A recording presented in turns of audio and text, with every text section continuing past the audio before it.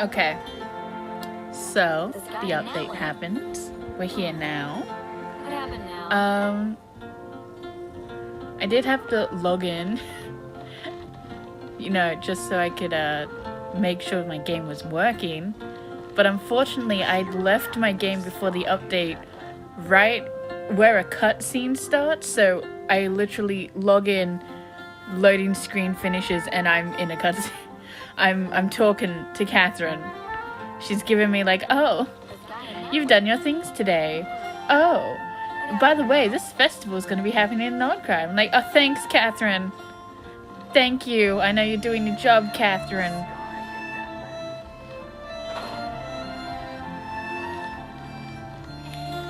So I just screen recorded that, and I'll add it in post. I'll add it in post.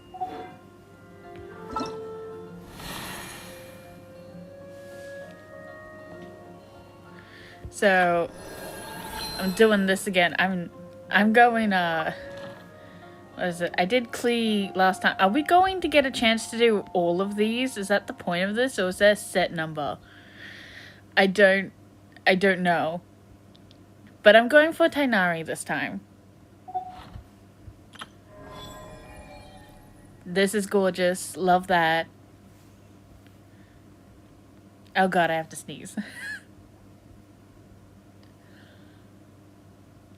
No, it's fine. Okay. So sorry. Oh, that's new. Where the fuck is that?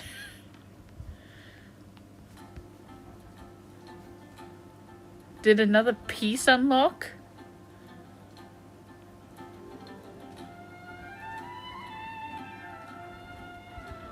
Oh no, they just added a new one. They're just like, oh yeah, no, you totally didn't see this before. Okay.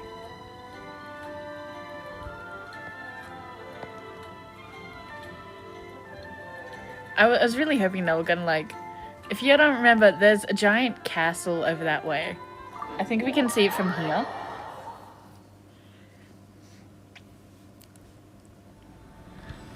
Like, okay, maybe it's not a castle, but it's definitely a doomed spire looking thing. I think I saw on YouTube that somebody managed to glitch out of the Paimon barrier and go over and have a look. I would like to see someone do that again for Lunar 3. I can't. I can't. Anytime I've gotten out of a barrier, it's been by complete fucking accident. Like, I've fallen off the side of the map kind of accident. Glitching through the fucking ocean because I just fell through. I'm not trying to escape the Paimon barrier. I'm not very good at it anyway. But I would like to see someone exploring that. I want to see what's been, like, rendered in, essentially, like, put on there already. Because it just might give an idea of, like, when that's gonna happen, you know? I'd like to know. I like to be made aware of things. I'm very nosy.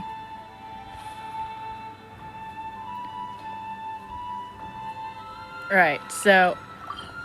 When I logged in, I accidentally talked to Catherine because I just happened to end my last time I was playing right here in front of her. Thank you for waiting. I finished checking your adventurer handbook.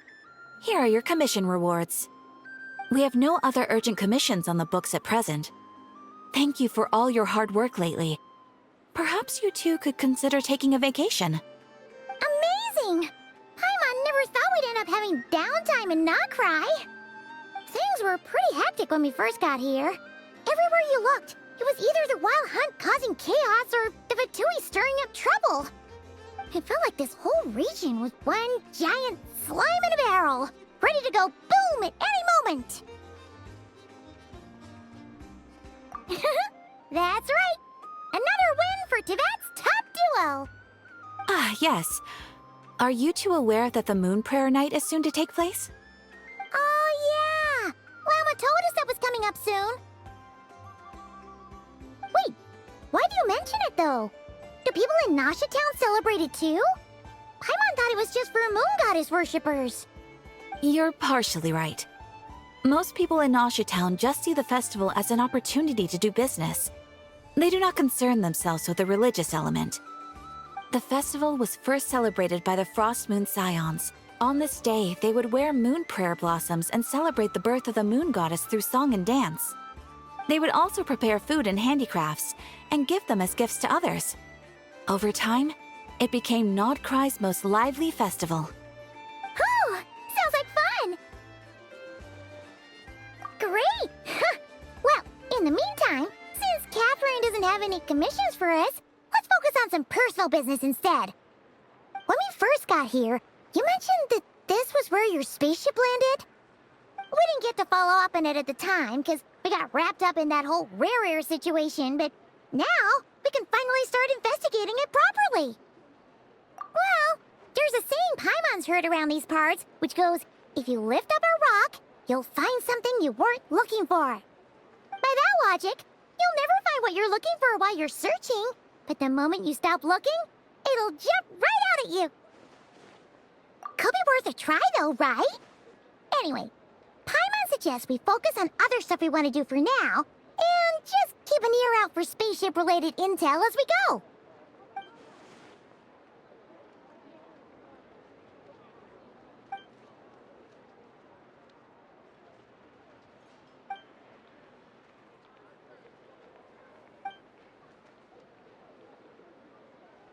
What's wrong? You look super serious all of a sudden. Huh? Paimon gets why you'd be concerned about Columbina, but what does the doctor have to do with anything? Oh, that's true. And now that you mention it, we're definitely overdue for a showdown with the Fatui. It is weird that he hasn't shown himself this whole time. What could he be up to? True. Paimon would much rather deal with Marionette anyway. She says the meanest things, but when it comes down to it, she doesn't seem like a bad person. Maybe it's the pressure of being a Fatuse? Especially as a Harbinger. Does she feel like she's gotta act tough to keep up appearances or something? But then, every time we headed out with Rarier, she always wound up having to repair Polonia and her other robots. That's gotta sting.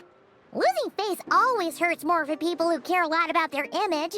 She's probably still furious about it. What? Relax! She's not even here! Huh? What's the matter? Oh, nothing. Sorry, we'll be on our way now. Where are we again? Oh yeah, Columbina? Right, yeah, let's go see Columbina.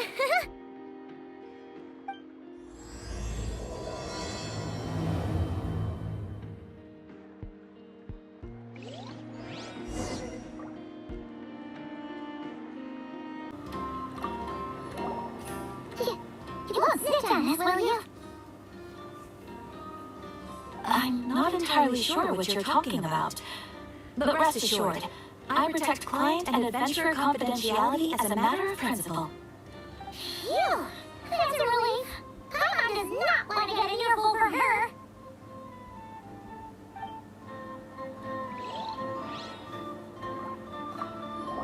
Go. I need to speak to Catherine. I need to. Where's...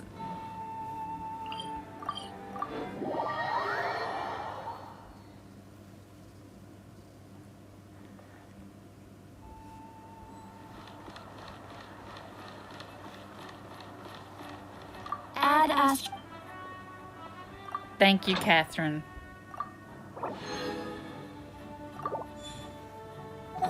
Alright. What to do first? We have a lot of things to look at.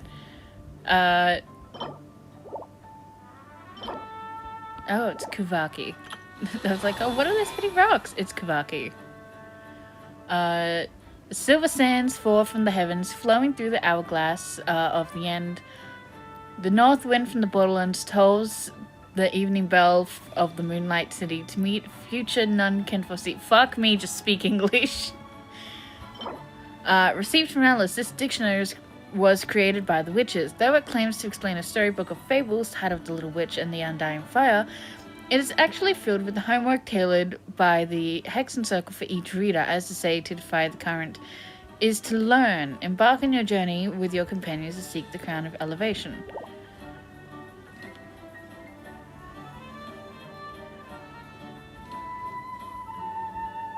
Oh, okay, so it's like an enhancement for certain characters.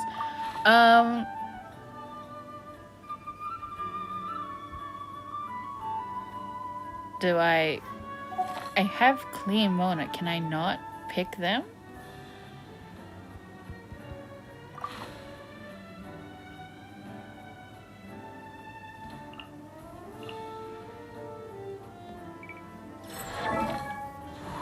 Have I maxed out your constellations? I don't know.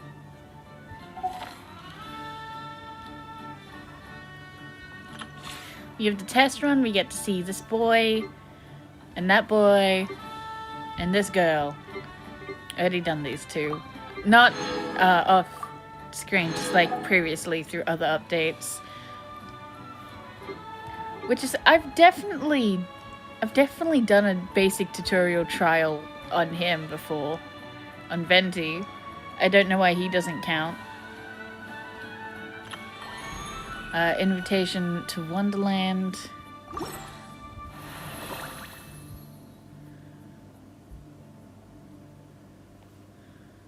Okay, so like, I had an issue with, what was it?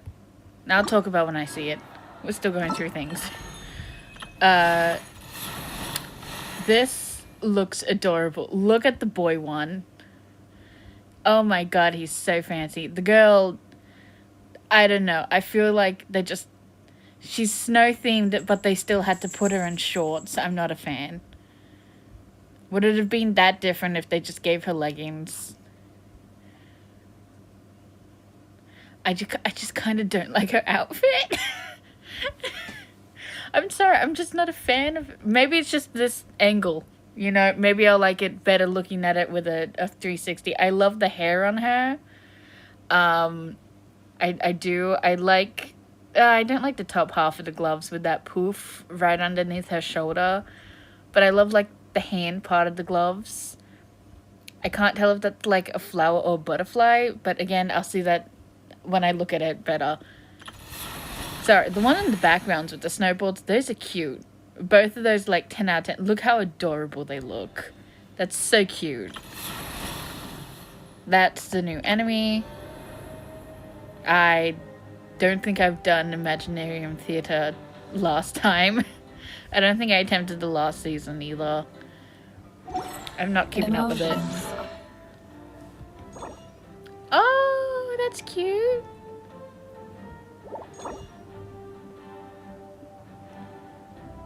The comic book reminds me of, what's her name? The cowgirl? With the wrestling theme. Is she gonna show up sometime this patch?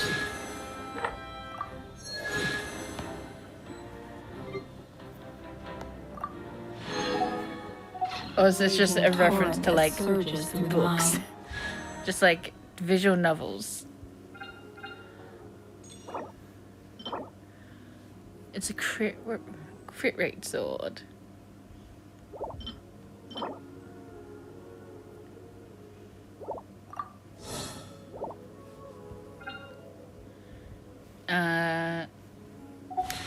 More often than not, if you try to hold them back.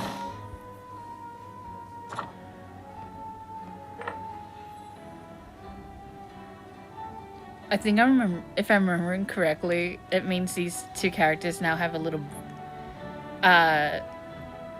trail behind them. Okay. That's cute then. Am I gonna get it? No.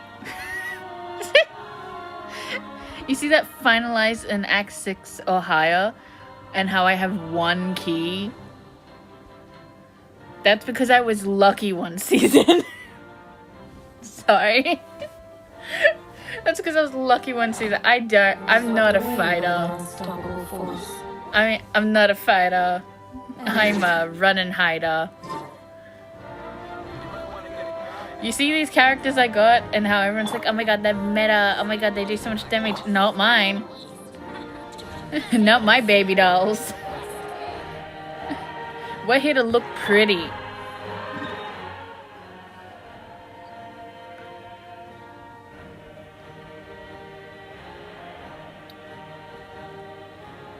I have to spin my rent. You know what? We should go look at the new boss, and there's, you know, a teleport to grab. We should collect some pieces just for funsies.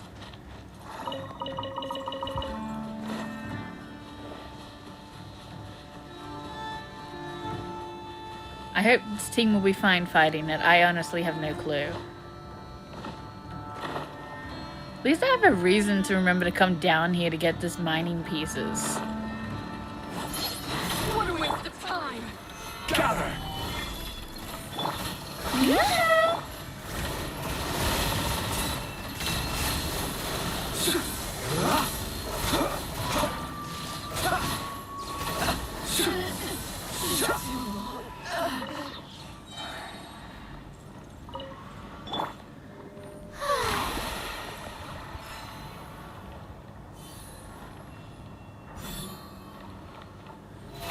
Oh, brilliant! Oh, I nearly walked right through it. No, I'm pretty sure I've been here before, and the pit itself is new. So it's not like, what was it? It's not like with the, ah, fuck. Let me just open map. This thingy. This one here. There was a common enemy that looked essentially like it, one of the horse creatures, the ice horse creatures. And then after an update, they just put the boss there, essentially where that normal creature was anyway. This is different. This is just popped right in. It's new.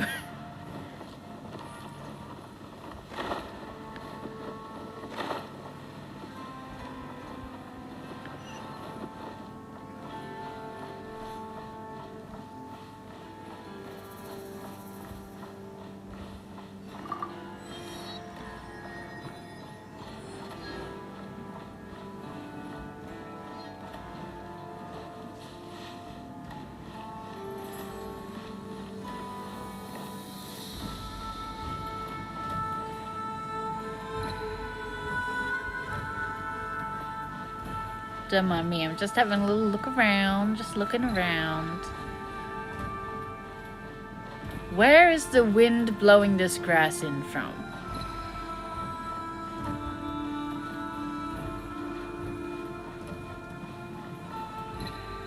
There were blades of grass flowing through the wind. What wind? We're in a cave. We are deep underground.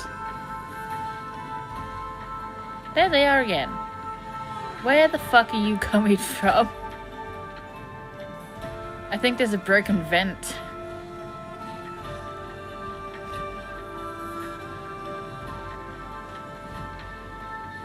Okay.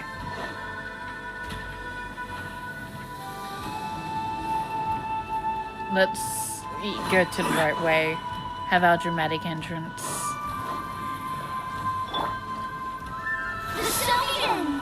You should probably heal up, ma'am.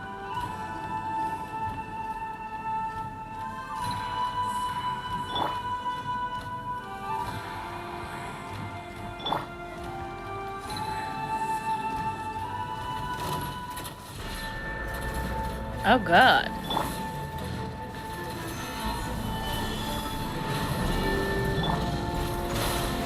Oh, brilliant! How dramatic. The law sweet beckons.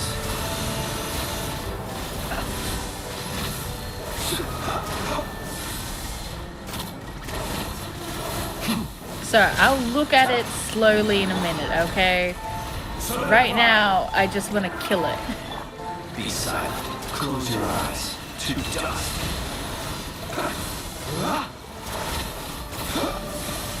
Order guide you. Gather.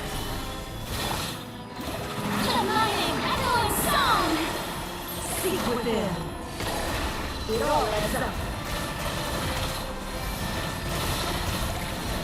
It all falls into place. Let's see what you're made of. Strike a pose! Stabilize. Be silent. Observe. Do not fear the dark.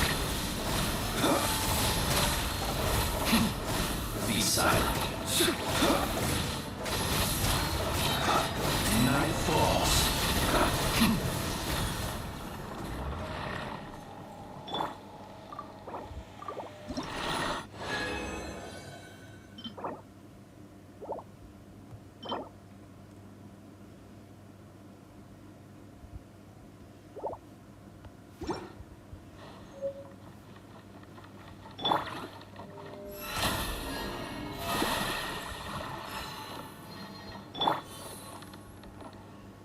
Okay.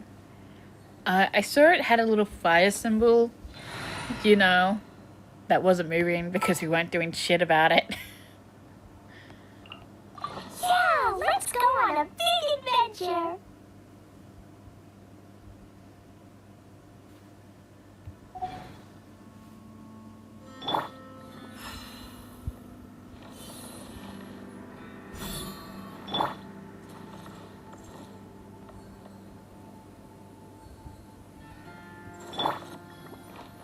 May I present?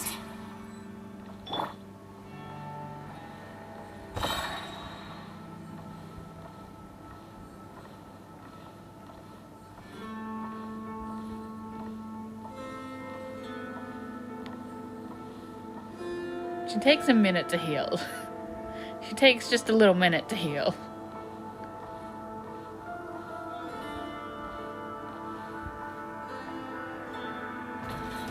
Okay. Yeah, that's a real fancy opening. That's a different opening.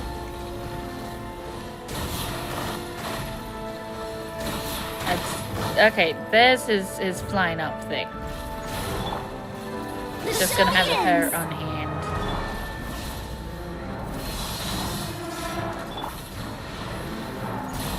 Stabilize.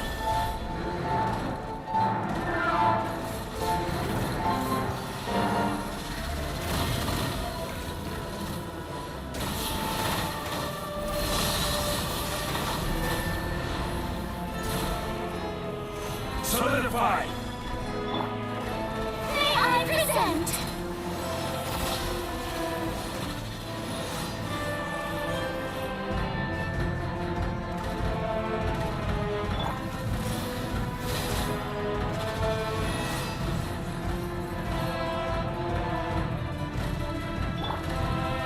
Stabilize. The show begins! Boing, boing, boom!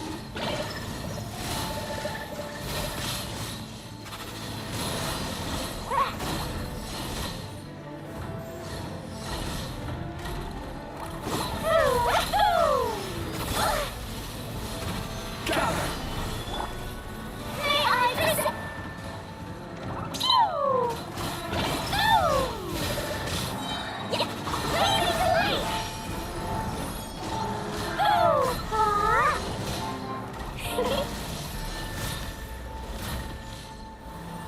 La la la! Solidify. Jumpy dumpy go! What does that do, though? I'm guessing if I beat it, it goes into its weakened state. Like, I just want to see.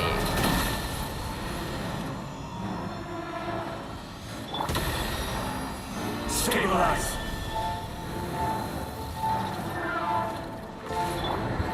The show begins! Pew!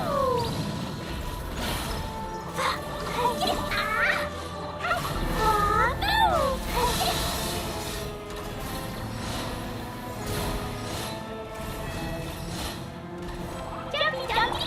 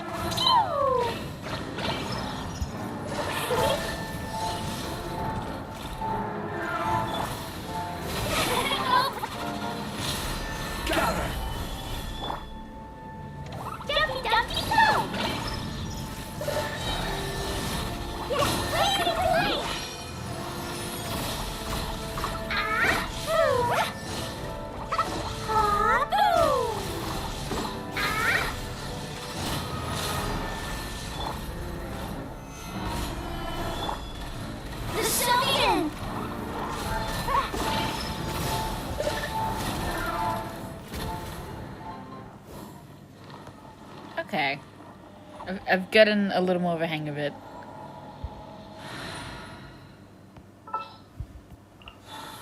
Any promising leads?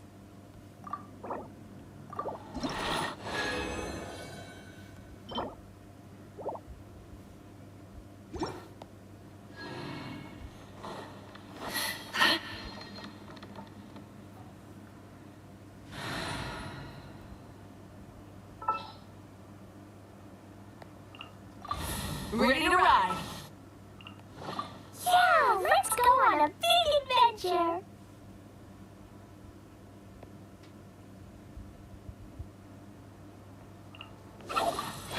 What'd they do this time?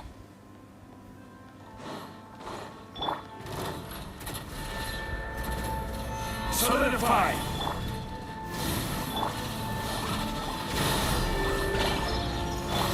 Stay with me. Lightning Shuriken. Oh,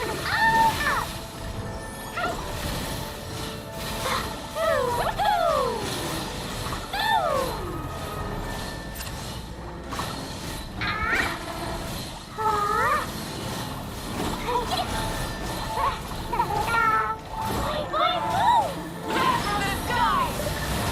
Try and stop me! Stabilize!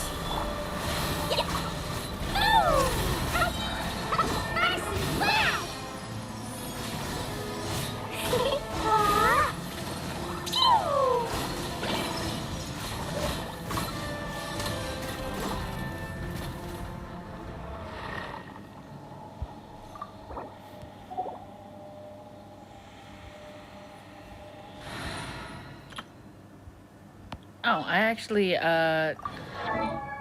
we got to 10 friendships, so he can leave friendship team.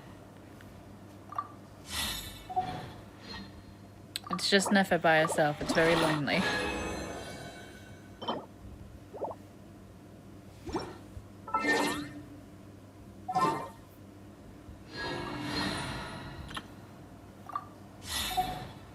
Wait, do I have enough for... I do not.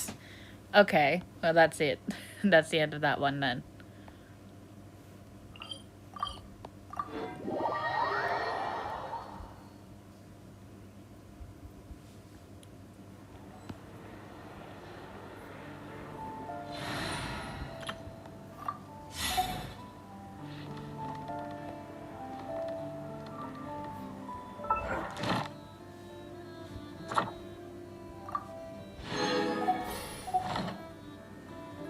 Right, I can't talk to you.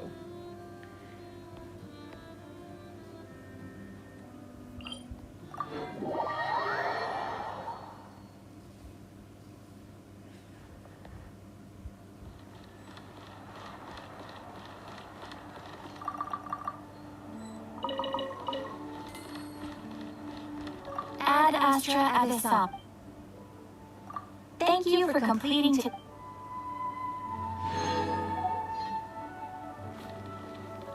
Okay.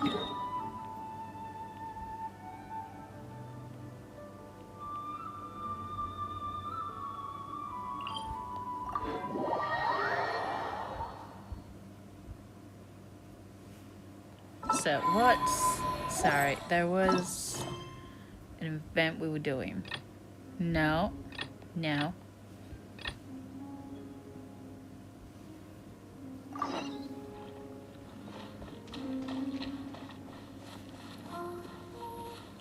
Event. Why did I say event? It's quest.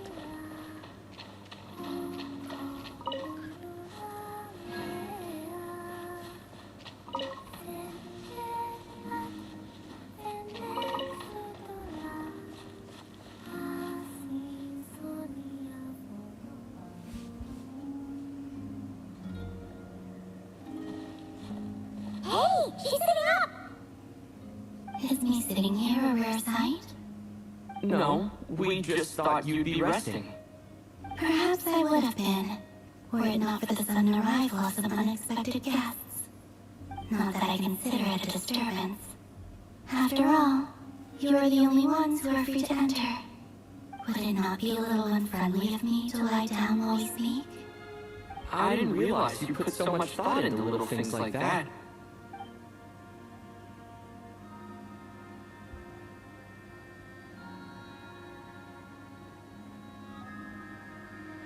Only sometimes. There have been moments lately where I think about you and your companions. They are warm, mysterious, and cozy memories. Very few of my past memories are anything like that. They say that travelers return home bearing bags full of souvenirs. But my luggage was empty, and I believed it would stay that way. Return home? So, you're still planning on returning to the moon? Yes. This planet continues to reject me, reminding me that I do not belong here. If I remain in Tibet, there will come a day that I disintegrate. And I don't mean reduced to dust, or turned into food for the flowers. I mean, I will cease to exist entirely. Alright then. Well, we're sure gonna miss you. But it sounds like we'll have to say goodbye. How do you intend to return? The moon prayer night is soon to arrive. On that day, the moon will be closest to Tibet. The Kuvaki in this land will reach its peak at that time. I merely need to grasp the tide, and with relatively little effort. Oh, Paimon gets it! It'll work like a slingshot! You make it sound like she's gonna get blasted up to the moon. If I did that, I suspect I would crash into the false sky. I will be using a much gentler approach, but I do like the analogy. It's fun. You see? She has Paimon's sense of humor. In the blink of an eye, the time has come to part ways. It does feel that way, doesn't it? Time seems to fly fastest when you are enjoying it. I have always thought of myself as a wanderer on this earth, and it has never expressed any desire to keep me here. Yet just as I plan to depart, it tugs at my arm. Is this a gesture of affection? Or is the world mocking me? Oh. Were you hoping I can answer that? Yes. You are a traveler, so you must have a lot of experience in this area. Then, what I would say is, enjoy the moment. That's right! Don't overthink it! Happiness is happiness and joy is joy! The point is to enjoy it, not analyze it! I see. Then what I would say is, even though I am very tired right now, I am still happy. I can't tell from the tone of your voice. Oh, really? You don't think I sound happy? I'm just kidding. I could tell you were in a good mood today from the moment we saw you. Ah, a joke. Albeit not a funny one. Anyway, I assume you're here about you-know-what. Give me your hand. Actually, it's not that. There's something else we wanted to discuss with you. Oh, then, do you still want to give me your hand? Or not? Sure.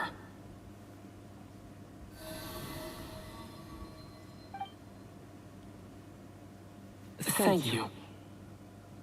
So, I've heard that in the moon prayer nights of the past, people here would hold celebrations in the moon goddess's honor. Since you helped so much in our fight against the Red Hero of Solnari, I think you deserve a farewell party before you return home. I haven't asked everyone else for their opinions on this yet, but I'd like to invite you to join the upcoming moon prayer night. I've never joined a moon prayer night before. I'm not sure what I would even do. Oh, don't worry about that! We take care of everything! All you need to do is show up! Of course, there's no need to force it if you're not feeling strong enough. It's just, this kind of felt like a golden opportunity. But they call me Kutar, and the Fatui have an arrest warrant out for me. I shouldn't appear in public right now.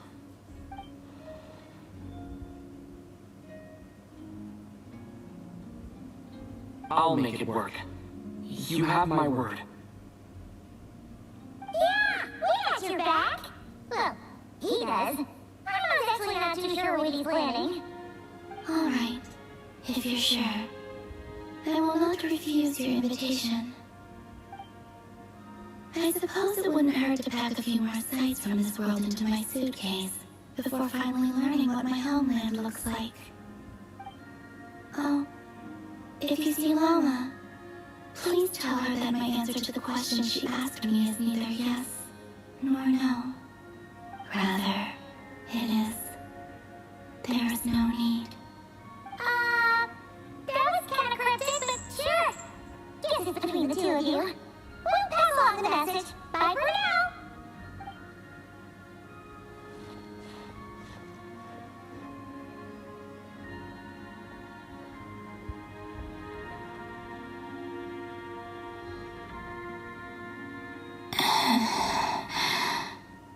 And also, I do not know.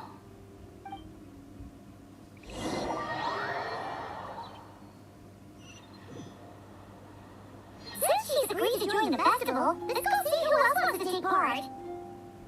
Lama's gotta be the person most familiar with the Moon Prayer Night. We should start with her. Also, what exactly is your plan to keep her safe? Not sure yet. I'll figure something out. What? Are you serious? And Paimon even gave you her vote of confidence back there. When did you become so sneaky?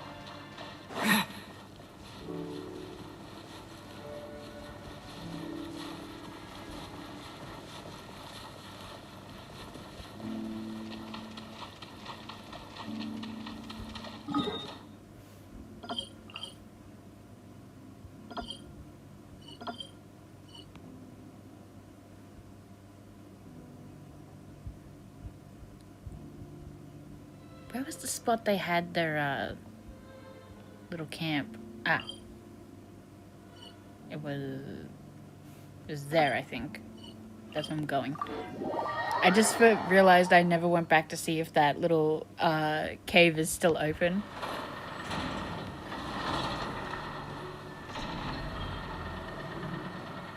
I hope it's not closed. It'd be nice if it was there. Like you could go visit it.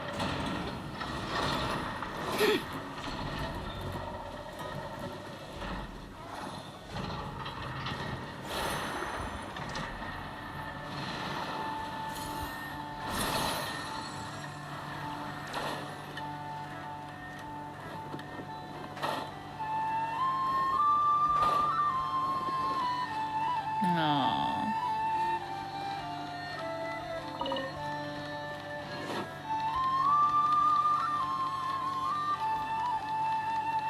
Motherfucker, that was world building. You should have kept that.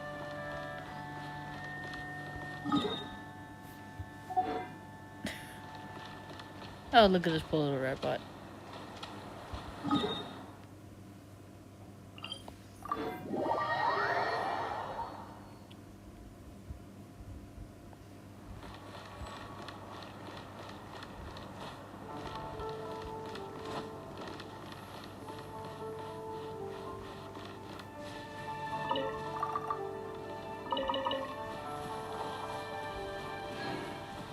Hey, where are the kids?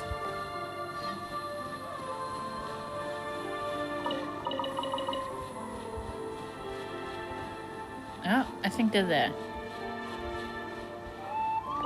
that the same kids? Moon Prayer Night's nearly here! Candy, here we come!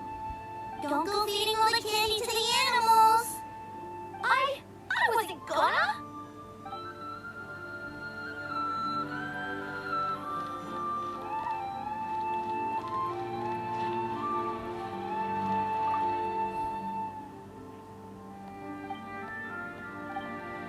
Oh wait, that's not new.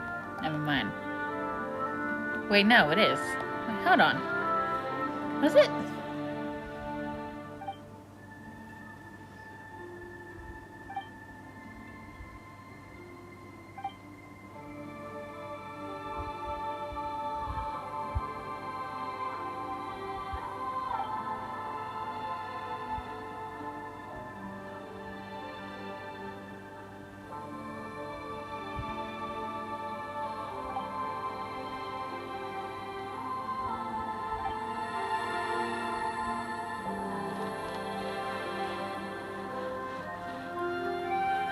Are they carving a statue?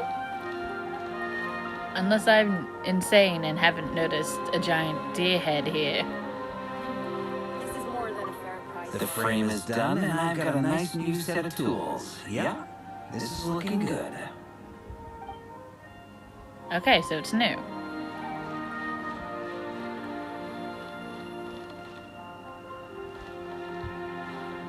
Are they gonna start worshipping Lorma instead of the moon goddess? Because I think you gotta make the statue a little bit bigger to compare.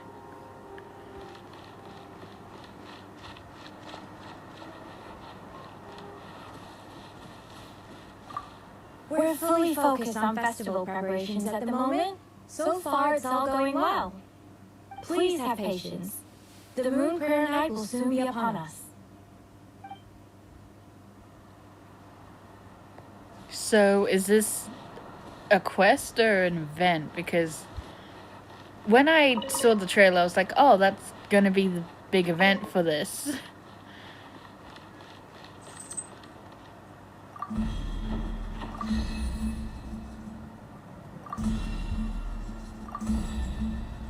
Huh? Okay.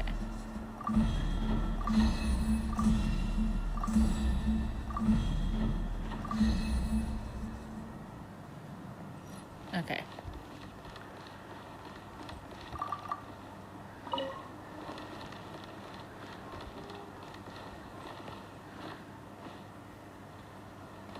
Excuse me.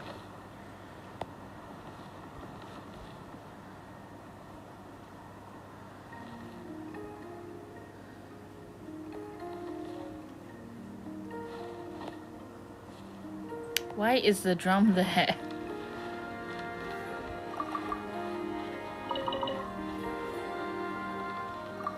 Oh, this moon veil doesn't seem translucent enough. I think I should take it down and work on it some more.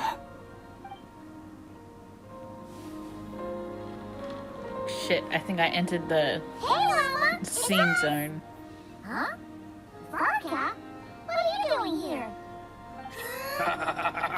Beats me. I had a bit too much to drink last night, and when I woke up, I was on Easy Island. Mr. Varka is helping to oversee Nasha Town's preparations for Moon Prayer Night. He is here to go over some details regarding decorations and custom cloth designs. Right, yeah, that too. What do you mean, that too? Yes, celebrating this festival is a long-held tradition here in Nodcry. On this day, the crescent moon at the top branches of the verdant crest turns into a full moon, and the moon prayer blossoms bloom with a special radiance. Our people take these to be blessed omens. It's an especially welcome event coming off the back of all that nasty business with Rare. Everyone got put through the ringer recently, and now they're looking to turn their fortunes around. The big shots in town all agree that a big, lively celebration is just what we need to rebuild people's faith in this place. No wonder Catherine said the people weren't so bothered about the religious element. That's right. It's become more of a local custom by this point. The celebrations have little to do with whether the religious stories behind this event are true or not. Even the Frost Moon Scions are eagerly awaiting the coming of Moon Prayer Night, despite now knowing that their past beliefs were founded on a falsehood. That's fair. It's a bit like the lantern ride in Liyue. It's a chance for people to enjoy themselves, not debate the existence of the Adepti. Oh, one other thing. We just went to see Carabiner.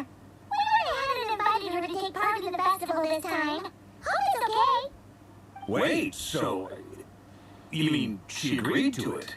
Huh. That's quite a surprise.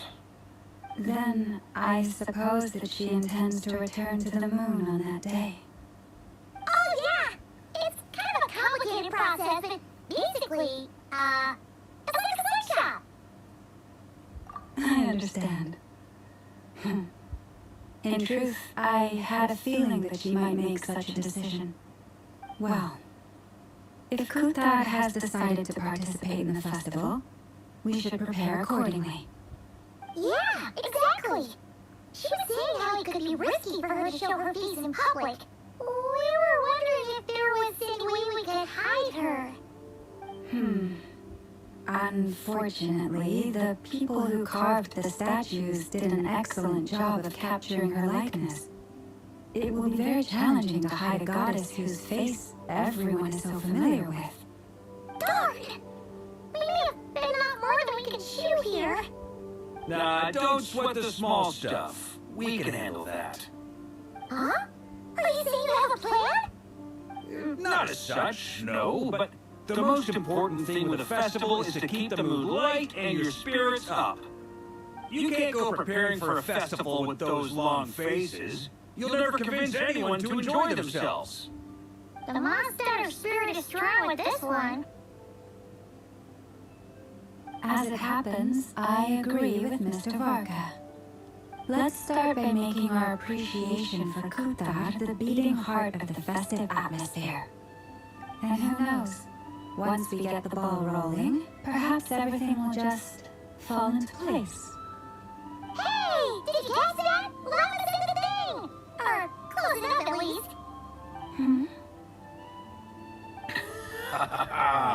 I'm looking forward to the Moon Prayer Night already. We have a festival in Mondstadt called Windbloom, and you can always tell which couples are celebrating it for their first time by the smiles on their faces. Big, beaming smiles like their whole face is glowing. And I have a feeling we'll get to see that same smile on the Moon Goddess's face at this festival. Not quite the same, surely. Anyway, I'll take care of business in the city, but I'll have to leave the decor up to you and the Frost Moon Scions. No one else can capture that traditional aesthetic quite like you guys. But lastly, there's the final key element that brings the festival to life. Companionship. Before you leave, let me show you something that we've been preparing. Mr. Varka had asked to see it already, so you may as well tag along. Also, I have some further questions about Kuthar's decision.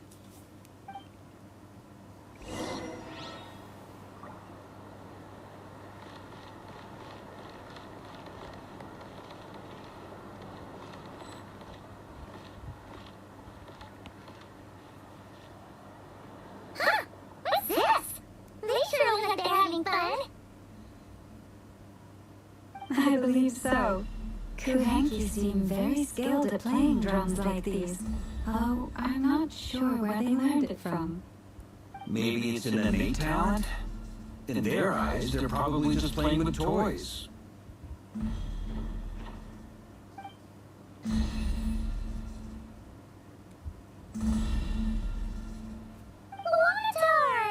You wanna play too? Yeah. She looks more confused than anything. Maybe we can teach her next time if we get the chance.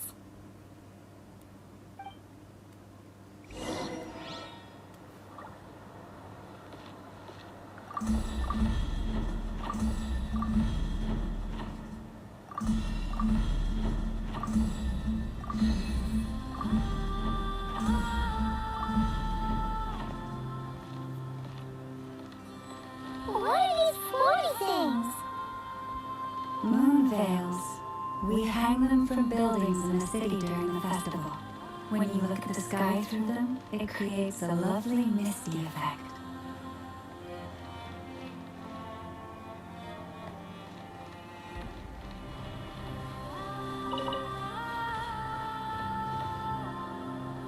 Everyone seems hard at work. They're preparing items for Moon Prayer Night. For instance, the sculpture being made over here, Mr. Barker and I were just finalizing the details of where it will be placed. Ah, there she is. I didn't know the finished article would be so large. Not to worry, though. All the necessary arrangements have been made. Just let me know once it's ready, and I'll get some people to ship it over. You have my thanks. And over here, we are preparing a very traditional confection. Oh, look at all these colors! That looks great! Can Paimon try one? Of course. Hi, Wolfman. I No, have a it's not feeling you'll Wolfram. like it a lot. You bet! Sweets and treats are Paimon's favorite! If you included those in the Feast of the Moon, I bet Paimon would have joined the Frost Moon Scions by now. There will also be verdant crests like this present in Asha Town during the festival. The timing of Moon Prayer Night is not completely set in advance. We make a rough estimate, then observe the changes in the verdant crests and moon prayer blossoms to guide us. As such, the wait itself is the fun feature of this particular festival.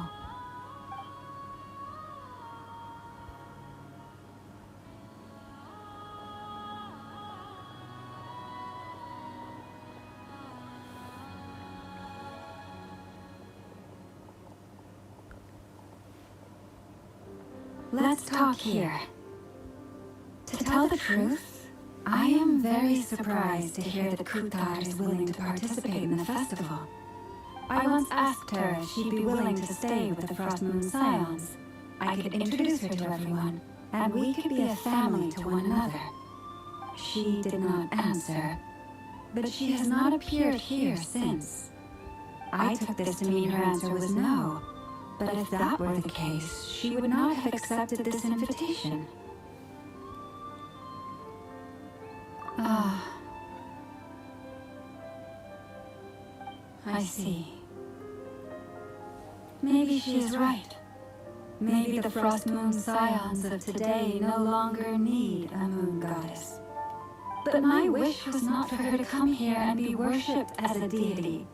I simply wanted to offer her a place to stay. I'm sure she believes that showing herself here might invite Fatui intervention, and as such she does not wish to cause us trouble. But what really pains me about all this is that this is her birthplace. She ought to belong here, yet no one has been able to grant her shelter. I think I'm qualified to weigh in here.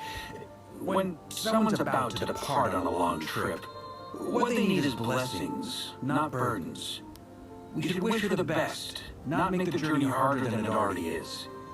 Anyway, she's agreed to attend, hasn't she? All we need to do is simply respect her decision. I see your point. Yes, she will soon depart after all. Our job is to leave her with some happy memories. Besides, who's to say her journey to the moon is a one-way trip? It's not like she can't come back and visit if she wants, right? Paimon agrees wholeheartedly. Festivals are all about having fun, so let's keep it simple. Alright, I'm gonna head back to Nasha Town soon. Wanna come with? I'm guessing you have some other folks to visit there. Sure thing, let's go!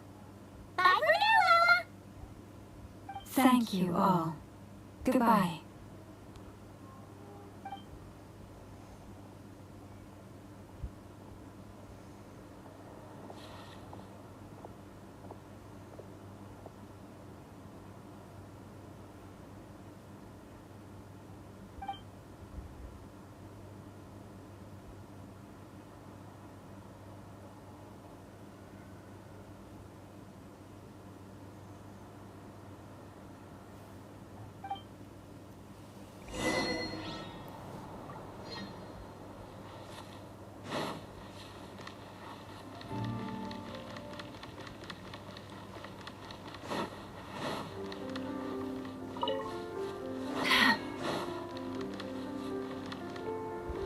Hey, Llama.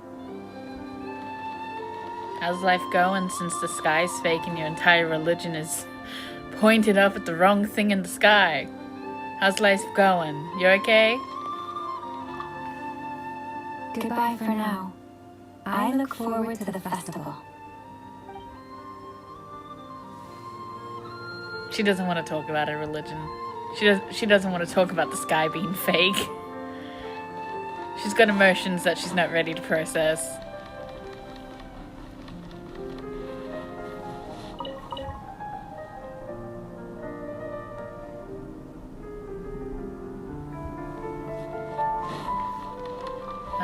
I'm gonna see who else was around the town before I leave. I might be able to talk to Varka.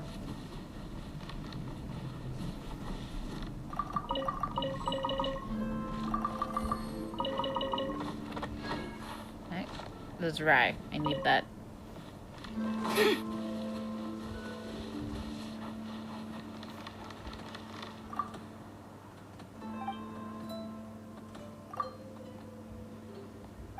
Okay, that's nothing new. Ah, fuck.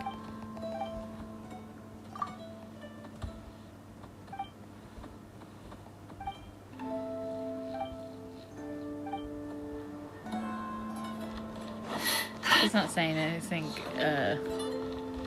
about the festival.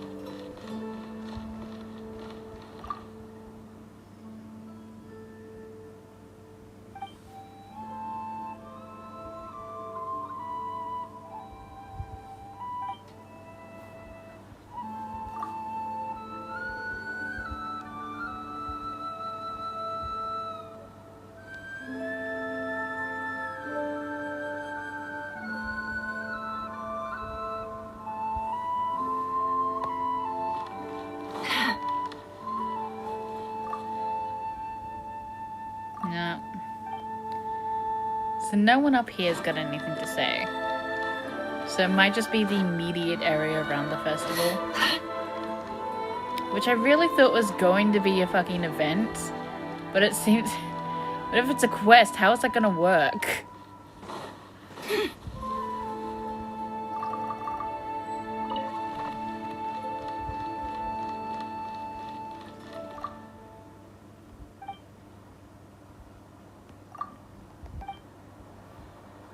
Prices like these are just outrageous. You have nothing to... Tioja, why the fuck are you just... Why are you memorizing prayers? You are dressed to be a mechanic. Did they put him in the wrong outfit?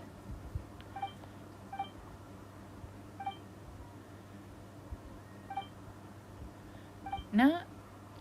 Okay, no, he's talking about mechanics.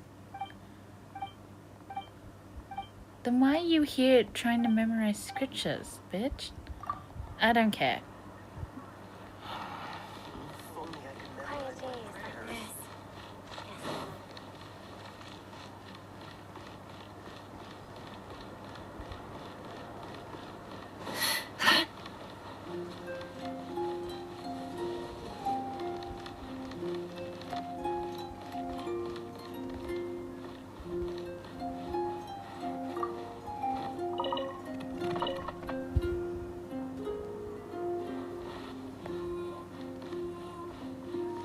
Okay, I have to play with these guys one more time.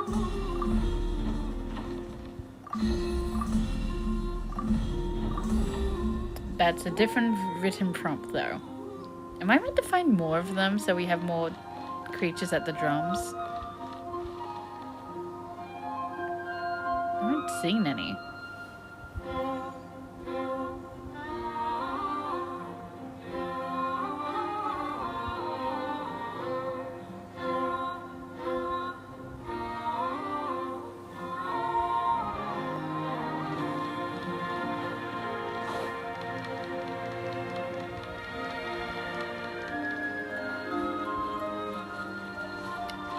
No, I do have questions about how you got these boxes, though.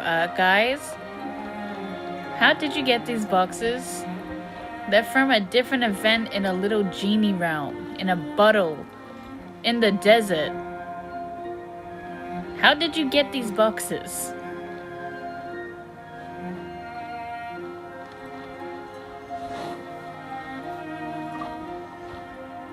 Oh my god, that is the strongest balloon I've ever fucking seen.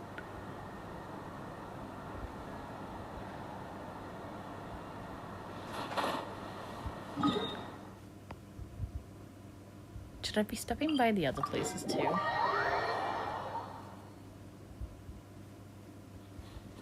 I don't think anything would have changed here, like...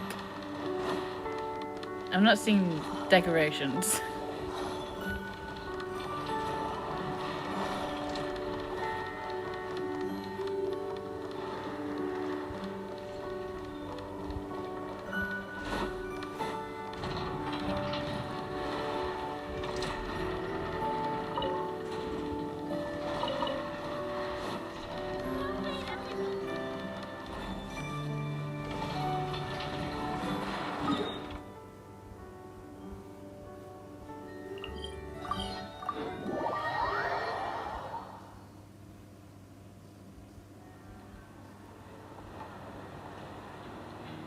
Oh, it's Flynn. Hey, over there! It's turned out how big with twins! What could they be chatting about? Immortality.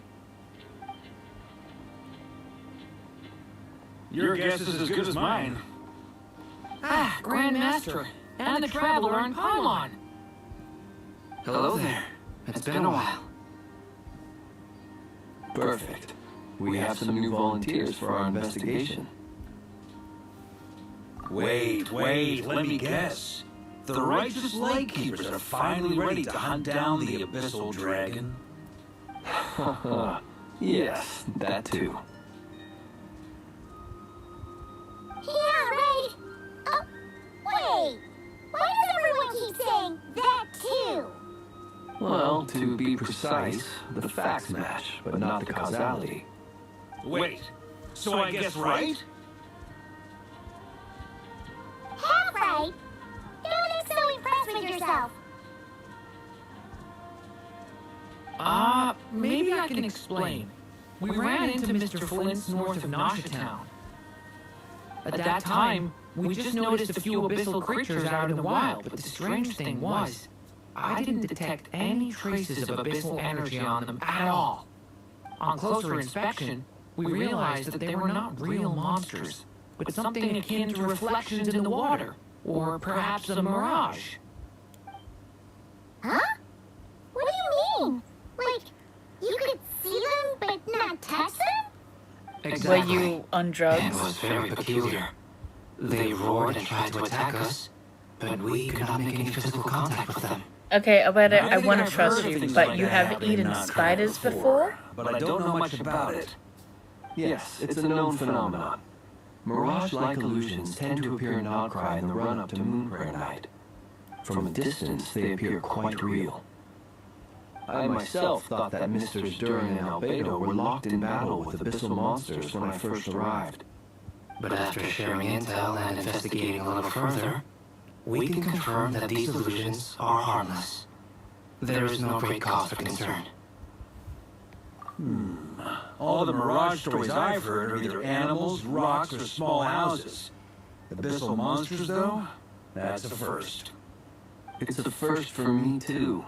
So I'm planning to look into it further just to be on the safe side. I intend to inspect a few more locations. What about you two? Any plans? Alice contacted me a few days ago. She'd like me and Durin to assist her with an experiment. Did Alice we lost contact you about our shortly after child? receiving the message. I'm sure that comes as no surprise to anyone familiar with her. We don't know when the wind will blow, yet when the wind blows, we will know.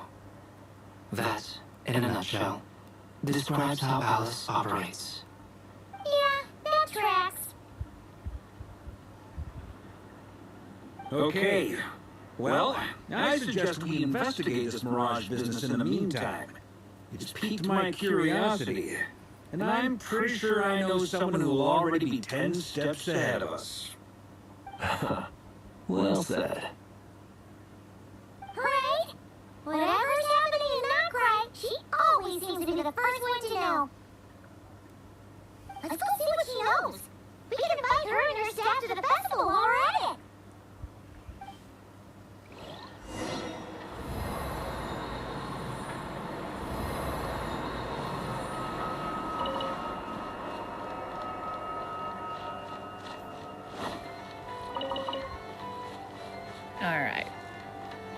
Time to go see wifey.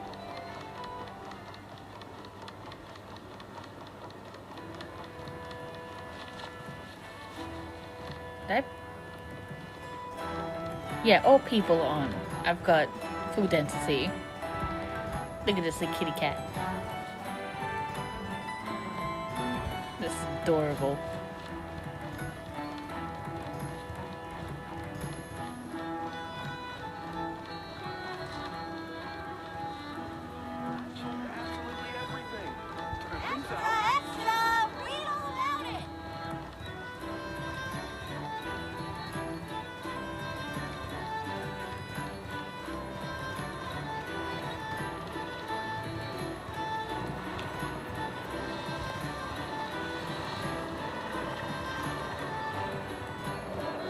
So is it really only going to be a quest thing that's not going to be an event?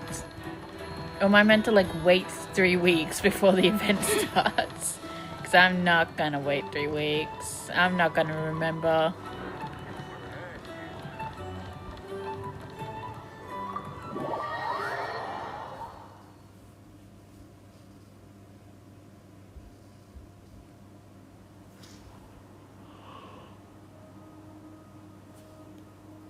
You're right, I have noticed.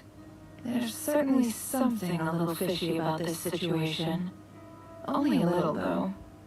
Records indicate that this phenomenon can occur in the days before and following Moon Prayer Night. That said, it has always been a rare sight in the past. The odds of encountering these phantoms are similar to looking up in the night sky, happening to see a shooting star, and managing to make a wish before it disappears. But this time, either everyone's getting lucky, or they're appearing far more frequently than usual. Yehoda's out gathering intel as we speak. In the meantime, let me check off some points of interest. First, the Abyss. The ones we saw seem to be abyssal monsters. Indeed. But we have identified one location where many more of them have made an appearance. And not just monsters, but human phantoms too. Given the scale and nature of the phantoms, it's almost as if someone's last memories are coming to life. Or perhaps the memories of multiple people. Oh. So you mean the phantom monsters are hunting down the phantom humans? Exactly. The phantoms can interact with each other, but we have no means of intervening. In addition, some of the human phantoms would seem to be from the very distant past. This is clear both from the clothing they wear and the stories they tell. They claim to be from Hyperborea, a name which I've heard from Lauma before. If this is true, it means they must be from 6,000 years ago. Did Paimon hear that right? 6,000 years? It sounds like this merits further exploration. That'd be a big help. Now leave it with you, Albedo. My knowledge of ancient history is non-existent. I used to doze off every time the pre-Knights Favonius era came up in class. It's quite a miracle that you were able to understand these phantoms' speech, given how long ago they lived. I suppose you're right. But I'll leave the archaeologists to ruminate over that conundrum. As an intelligence broker, my sole interest is in the value of the information I gather. Which, in this case, hopefully means earning myself some good favor with our dear Lady Moonchanter. So calculating. Whew, this intel broker logic always catches Paimon by surprise. Sounds to me like we could split the work up. I think the abyssal phenomenon is best left to Albedo, Flint, and me. Agreed.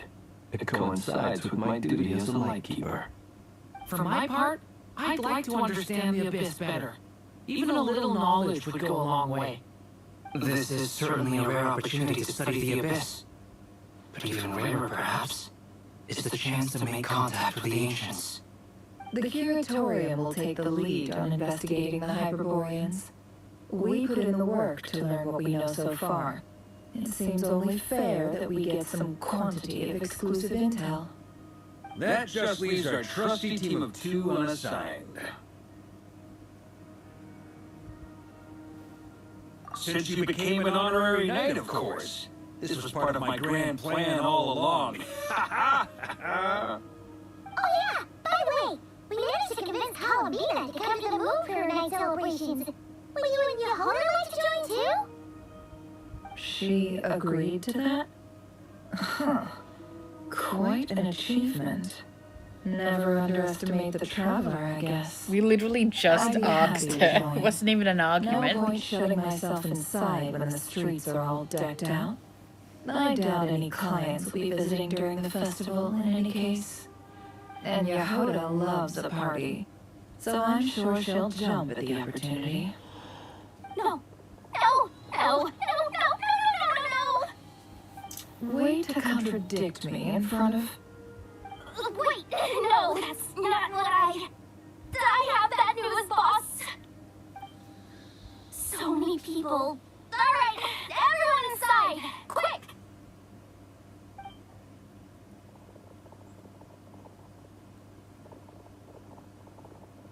This is gonna sound crazy, but hear me out. I saw one of those phantoms at Star Sand Shoal, and it was some sort of flying ship. Like a spaceship? This gotta be the one you came to Tibet in. You said you saw the same thing through the moon arrow, right? Huh? You already know about it? Ugh, I thought it was gonna blow people's minds. Turns out I'm the last to find out. Wait, back up. You came here in a spaceship? Now my mind is blown. What's it like on the inside? Was it like flying through space? I want to know everything. Yep, exactly. Huge discovery. You're the best. Second best intel broker in the world. After your boss, of course. Wow. Really? Well, I don't know if I'm all that, but... I guess that decides where we're heading next. Come on, don't look at me like that. I know the spaceship doesn't have anything to do with me, but you don't want to leave me as the only one twiddling my thumbs, do you? Please? Fair enough. You can tag along. In that case, let's meet back here to discuss our findings once we're done. I wish everyone a productive investigation. You too.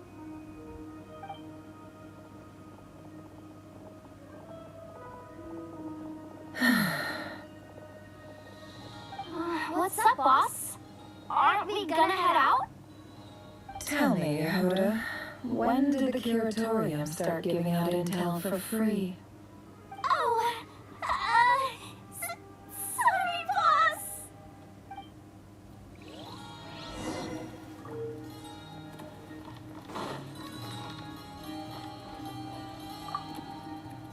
We can't unshare information any more than water spilled on sand can be put back in the bucket. I'll just have to balance the books some other way. Please, boss. There's gotta be another way. Who knows? Depending on what they find, maybe this will work in our favor. Please don't find me. Please.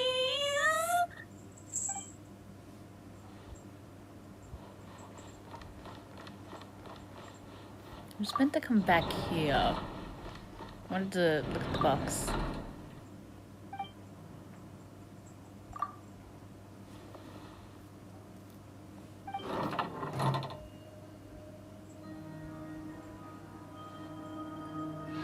Money! Yeah, so that's a once a week thing. I think. Yeah, I think it's a once a week thing.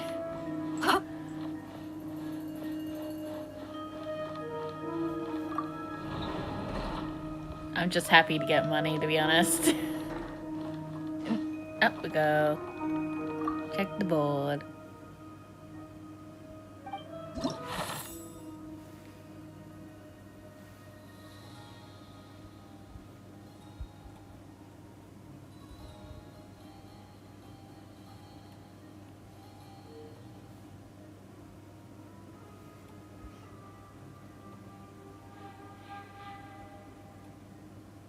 I know that lady. She's in the square. She's trying to recruit Jehuda.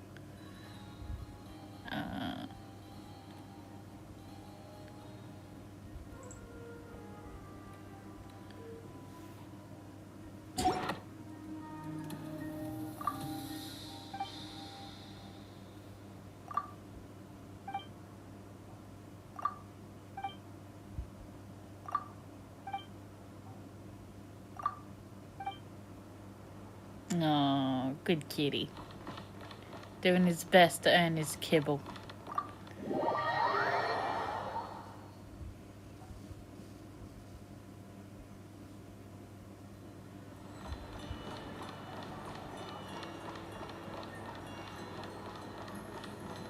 Wait, I'm sorry, how far? Fuck that. Time to go see the spaceship, or what's left of it. Which is fucking nothing because, oh my god, it's huge. No wonder it left such a big hole in the mountain.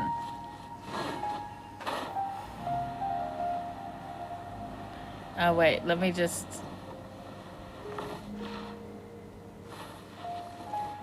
Let me add a team that can fist fight or something.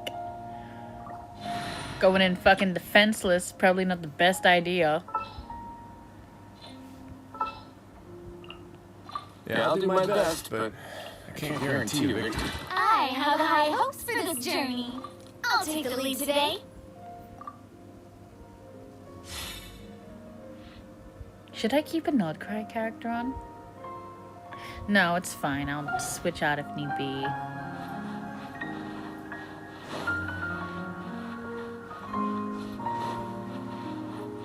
There's a deer.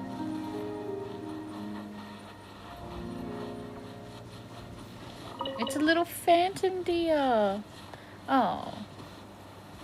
Okay, maybe I do need... Just maybe a Nordcry character will keep it around longer. Lucky you.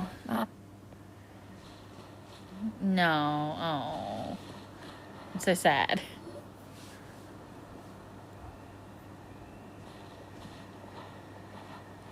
Wow, what do you know? Yehuda was right on the money.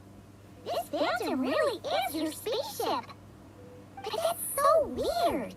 Why would it show up here? Is it some kind of projection? Or a ghost? Like, maybe it no longer exists. But somehow it left an after image? Ah, you're already here. Miss Lauma, what a surprise. I thought you were busy with festival preparations. I was, until one of our people informed me that a strange sight had appeared at Star Sand Shoal. No one's ever seen something quite like this before. I thought I should see it for myself. Same here. Oh, so we heard that these things appear around the festival period. Any idea why that is? Unfortunately not. We have very limited information about them, since they can't be interacted with. And no human phantoms have ever made an appearance before now. The most we've been able to deduce is that these sightings appear to be connected to the increase in Kuvaki energy around this time. Yeah, seems like that's all we can do. Am I gonna be able to run around the spaceship? Confusing. Allow me to lend you a hand.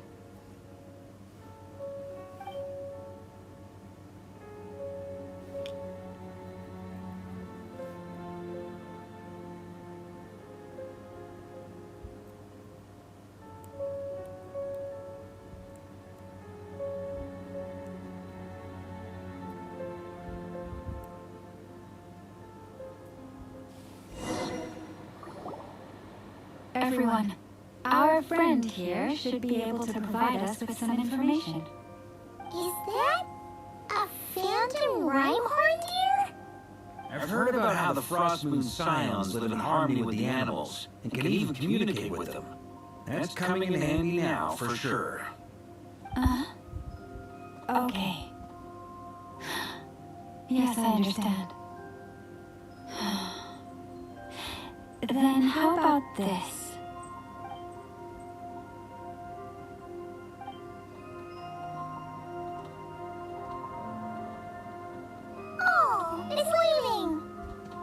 It appears to share our curiosity about this giant spaceship, so I asked it if it wouldn't mind investigating along with some friends. In return, I told it about some nearby spots where the wild fruit grows abundantly. We may live in a different era from these phantoms, but I trust that the terrain, climate, and ecology here are more resistant to the effects of time than some things are. Let's give them a moment and hope for the best.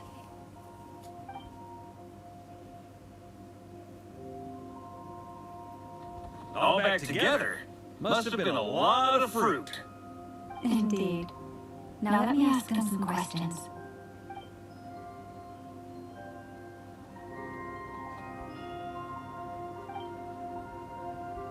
It did find a lot of wild fruit, enough for them to feast for a long while. This puffin circled in the air several times, but didn't spot anything out of the ordinary. Certainly nothing to do with the spaceship. Huh.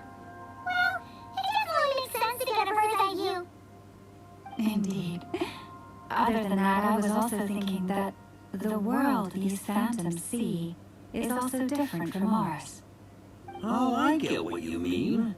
The wild fruit exists in both times and spaces, but there might also be things that only exist in that space-time, which we can't see.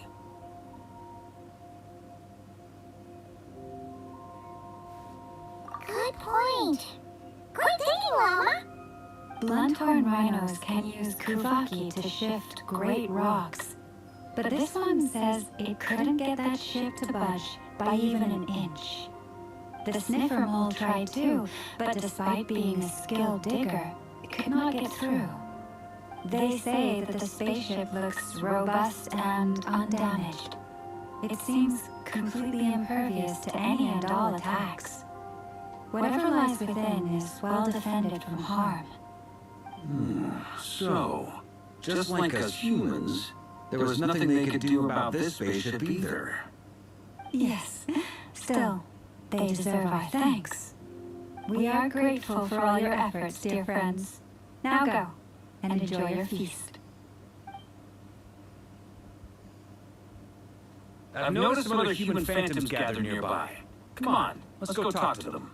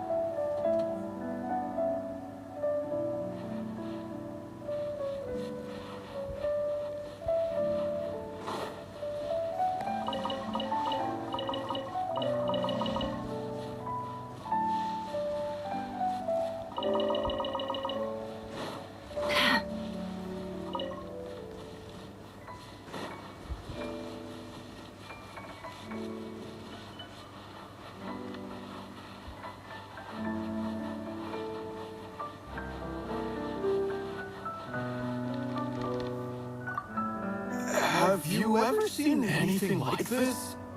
Nope. Never seen or heard anything this weird.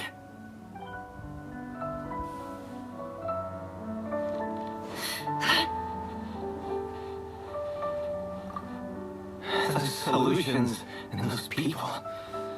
It's all a little creepy, don't you think? Nah, all part of the festive atmosphere.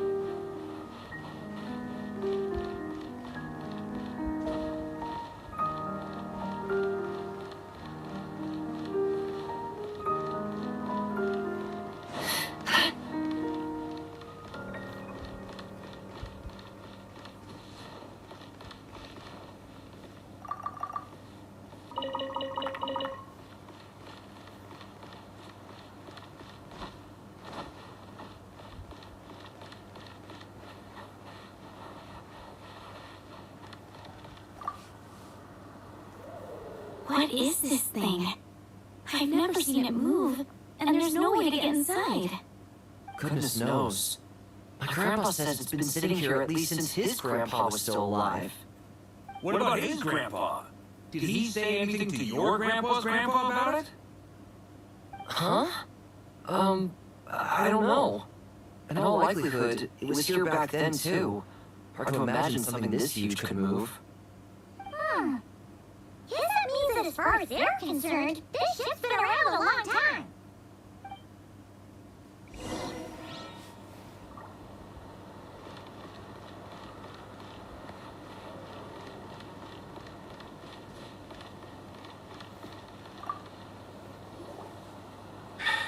Come on, brothers.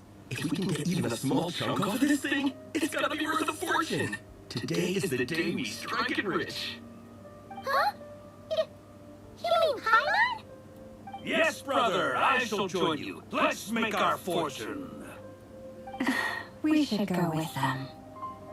What the? This thing is crazy tough. I can't even scratch it. What's it made of? Sorry, brother. Looks like we'll have to seek our fortunes elsewhere. Enjoying yourself? I was just seeing if I could influence this phantom's perception by playing. But nope, no dice.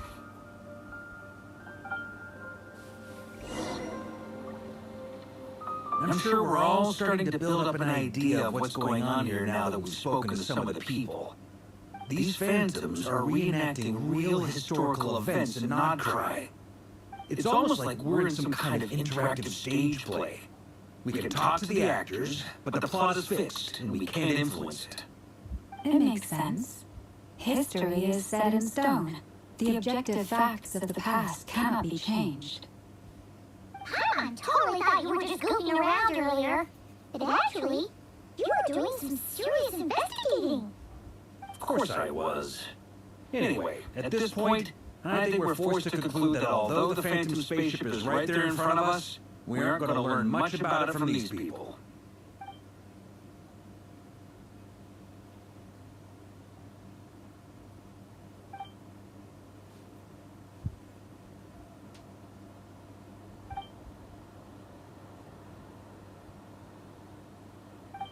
Don't be discouraged.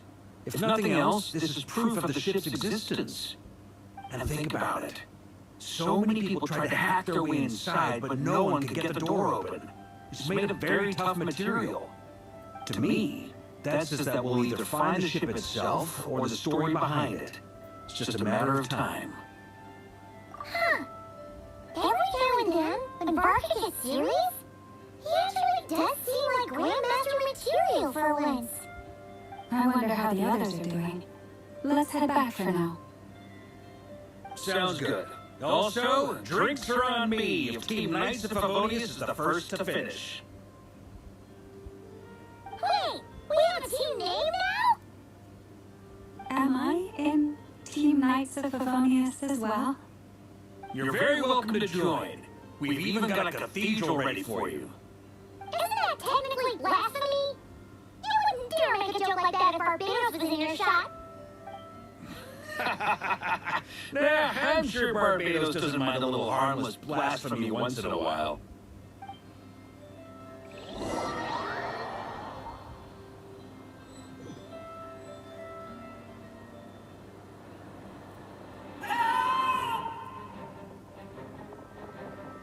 Oh, no! Get away! Oh.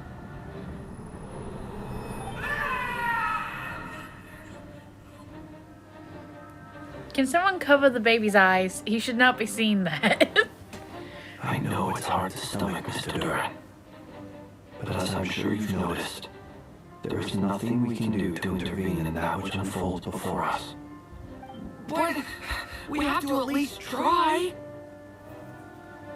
And try you have.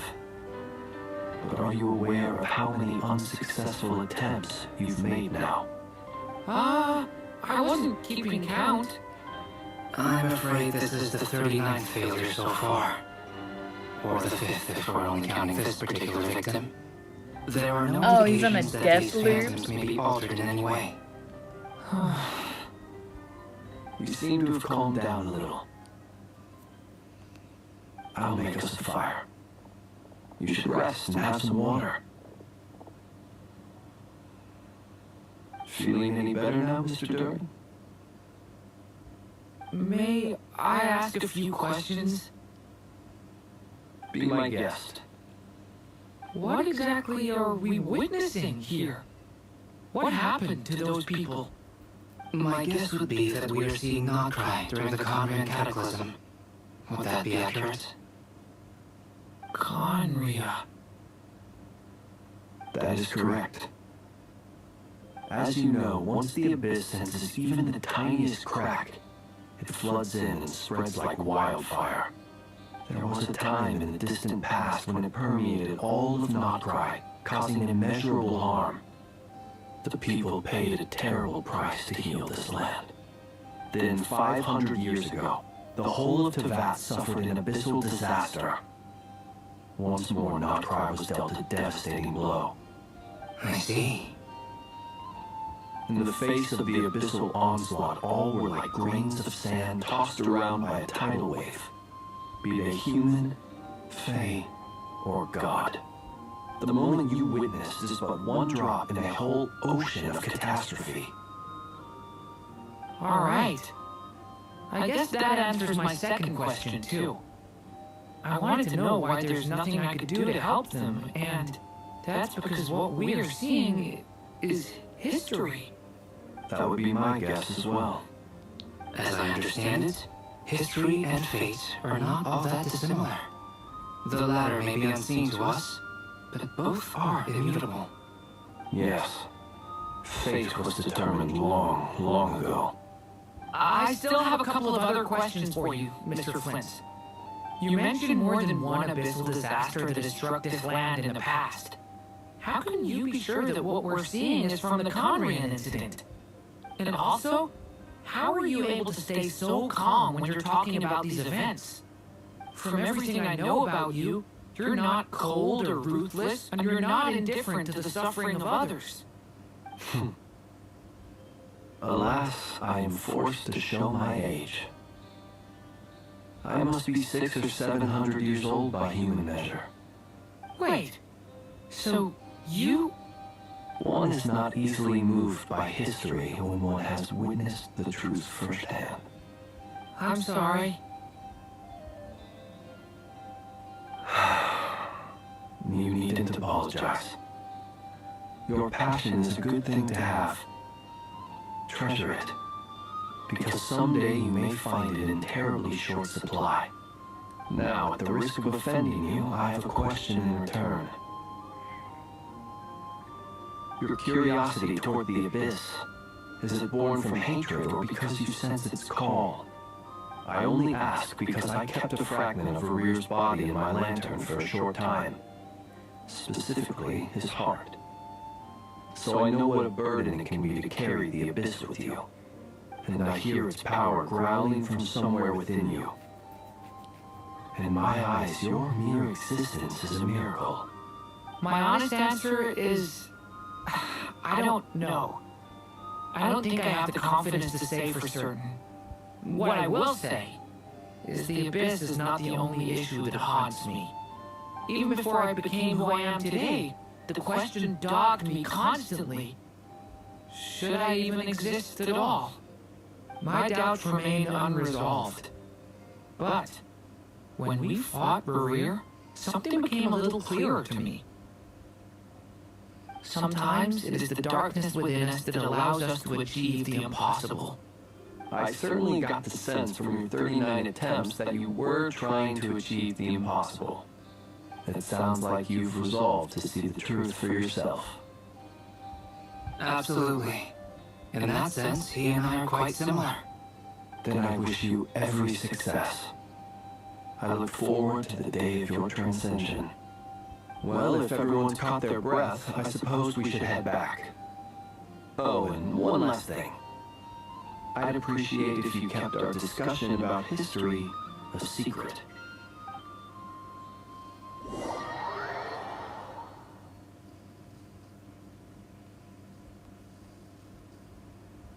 Incredibly, our separate investigations led us all to the same conclusion. Hooray for consensus! Yeah, but we barely learned anything, though. I totally thought this would be the motherlode. Talking with the ancients? I mean, come on! But nope. All we got was useless snippets of conversation. And all this stuff about moons and hyperopia. What a load of baloney. Seems like people back then had a few screws loose. I understand your frustration. We found the same issue. Each phantom only showed a very brief moment in time. There isn't much value to be found in these miscellaneous fragments of a civilization's history, no matter how glorious it may have been. If there's a silver lining, it's that these phantoms are harmless to the present reality. They shouldn't get in the way of the festivities. Paimon agrees. And not just because it's the first thing she understood in this whole conversation. You look disappointed, Nefer. Is something the matter? What do you think? We all worked our tails off, but the only one to gain anything from it was you, Lady Moonjanter. Well, please do share the Hyperborean records with me. I will gladly inscribe them in our people's documents. Oh, duh! Yeah! That was it! Hyperborea! Hyperborea. I'm serious. Only an expert in the Frost Moon Scions and their history can turn these records into valuable research material. The alternative is to let them gather dust on the curatorium storage shelves until the pages turn yellow. Nefer, you're wise enough to know that cooperating and sharing the profits is the best course of action here. Well, that goes without saying. Sure, let's do that. Huh? But didn't you say we aren't supposed to give out intel for free? Sorry. Shutting up. Shutting up. Now is not a good time to push Nefer's buttons. Anyway, back to Moon Prayer Night. I'm thinking that we should prepare something a little special, aside from the usual decorations and so on. You mean a parting gift? Can't go wrong with food. Although, does food go bad on the moon? Perhaps a lantern would be a better choice. It might be dark up there. It could prove difficult to light a lantern on the moon. Magical stones might serve that purpose better. What about a clockwork mecha model from Fontaine? I've got a whole bunch at home. I use them for fighting practice in my free time. None of these sound like things she would be even remotely interested in. But we don't interact with her enough to know what she likes. Yeah. It would really save us the guesswork if someone could find out what she's into. Wait, what the? Traveler? They're all looking at you.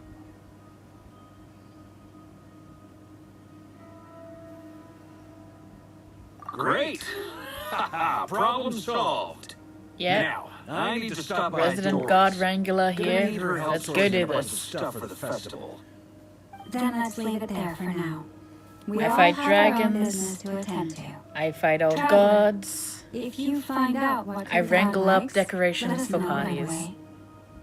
I do everything. Put it as a commission with Catherine. Give me 10 Primo Gems. I'll do anything.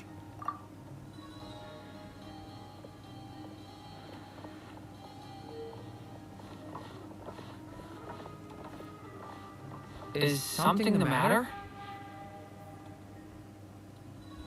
I'm fine. It's just...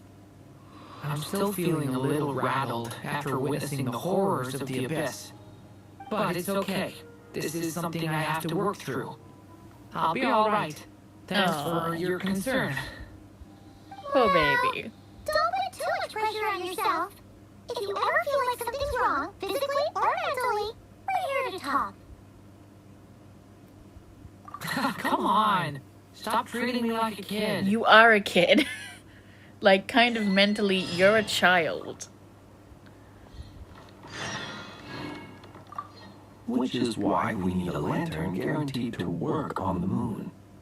Yes, I have a few ideas, but the lantern itself is the easy part. The real issue is how little we know about the lunar environment. Wait, you two are serious about this? Let's just say I'm intrigued by these shining magical stones that Mr. Albedo has mentioned.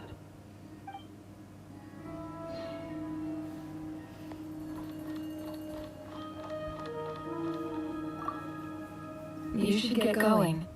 It's important that we ascertain what Qatar likes. I'd rather know what you like. Please start letting us romance characters. Just a little bit of romance. Just a little bit of romance. Could you do me a solid and try to smooth things over with Boss Neff?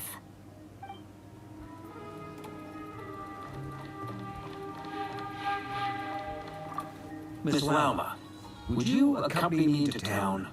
I think it'd be best if you saw the Frost Moon Scion's decorations for yourself. Very well. Let's go.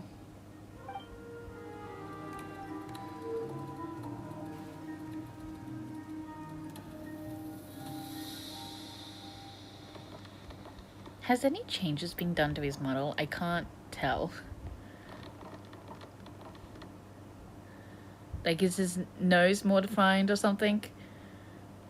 I remember something about when we saw him in the last quest that they were still, like, adding details or, like, finishing touches to him, but I can't tell if anything else has been done.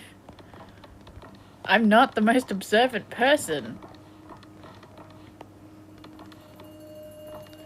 I just like how tall he is.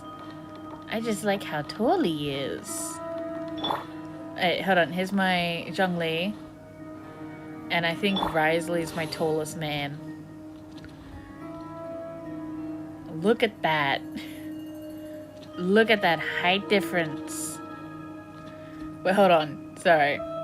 I need a second. Let me just... A resident There's Twink. still a long road ahead. And little Klee. Klee can help. He's so tiny. But his head is still bigger.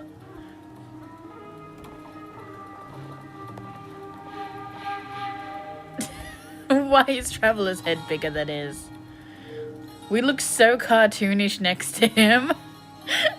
Like, we look incredibly cartoonish next to him. It's kind of funny. And Klee's head is fucking massive.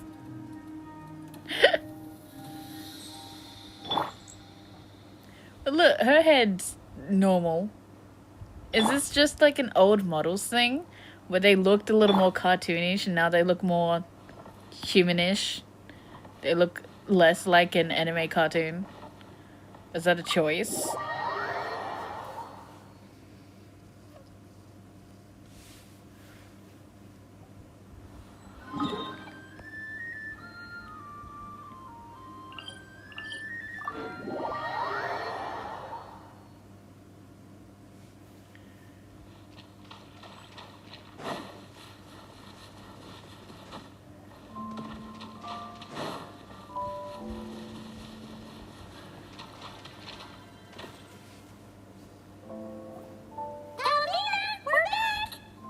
Huh? She's not here. Weren't there a few Kuhenki here last time too? Are they all playing on the drums? Walkies? For Kuhenki? You're not pets, you know. Oh well, looks like we just came at a bad time. Let's try again tomorrow.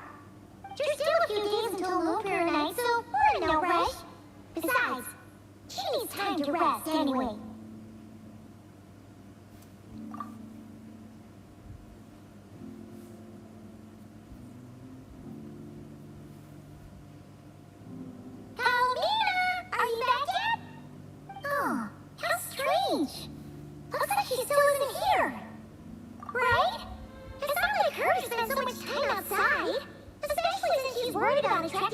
wanted attention. You think she's being kidnapped? What about Lunar? Lunar, you there?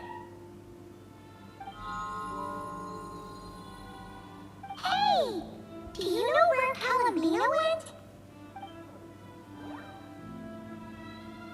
Sorry, didn't understand. But if you know where she is, could you take us to her?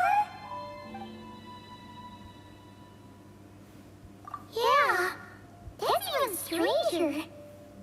What about him? Oh, that's not good news. They changed color when Calamina gets weaker, right? And they look super pale right now. Good idea. She might know what's happening.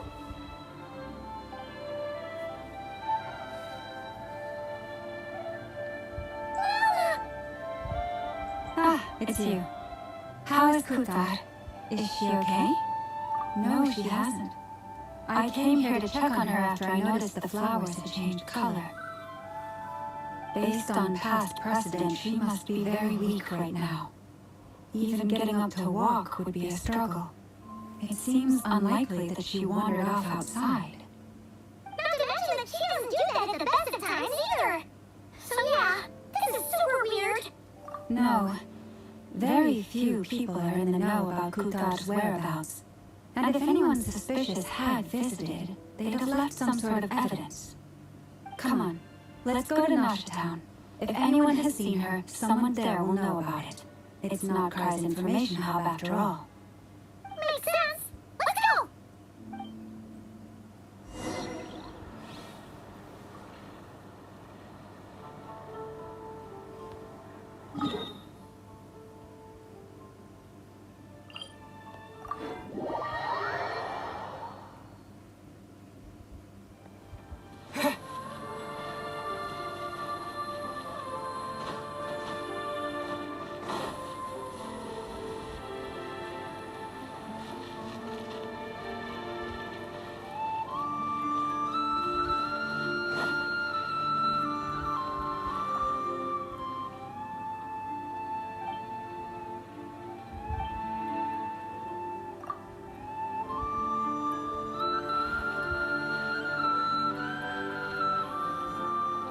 Okay, the drums are missing. Come, children. It's time to offer up your prayers to the moon. I think the NPCs are all back in their spots. Yeah, here are the kids.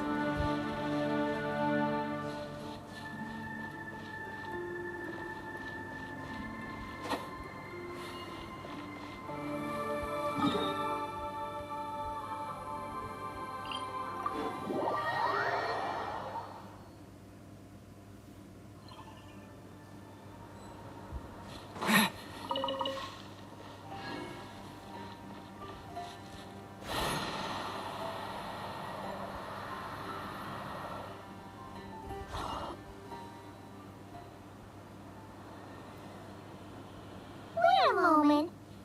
Is it just Paimon, or is this doll kind of suspicious? It's never been here before, right? No, I don't recognize it. Alas, your free and easy adventure time is over. Now, prepare to face the final boss of Not Cry. Whoa! Where did that voice come from? Not sure, but it's definitely hostile. No, not that way. The final boss is right here. The sniffer mole? That's the final boss? Surely not. Also, Okay, the jig is up. I'll stop teasing you. Turn around. I'm right behind you. It seems I've managed to leave quite an indelible impression, even though you've never seen my face. Oh, nothing could make a great maid more pleased with herself. Did she just adjust the camera?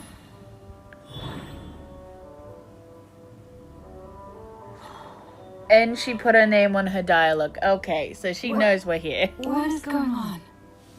I've heard that all the big shots in Tibet have long, wordy titles that stun people speechless when they make their entrance.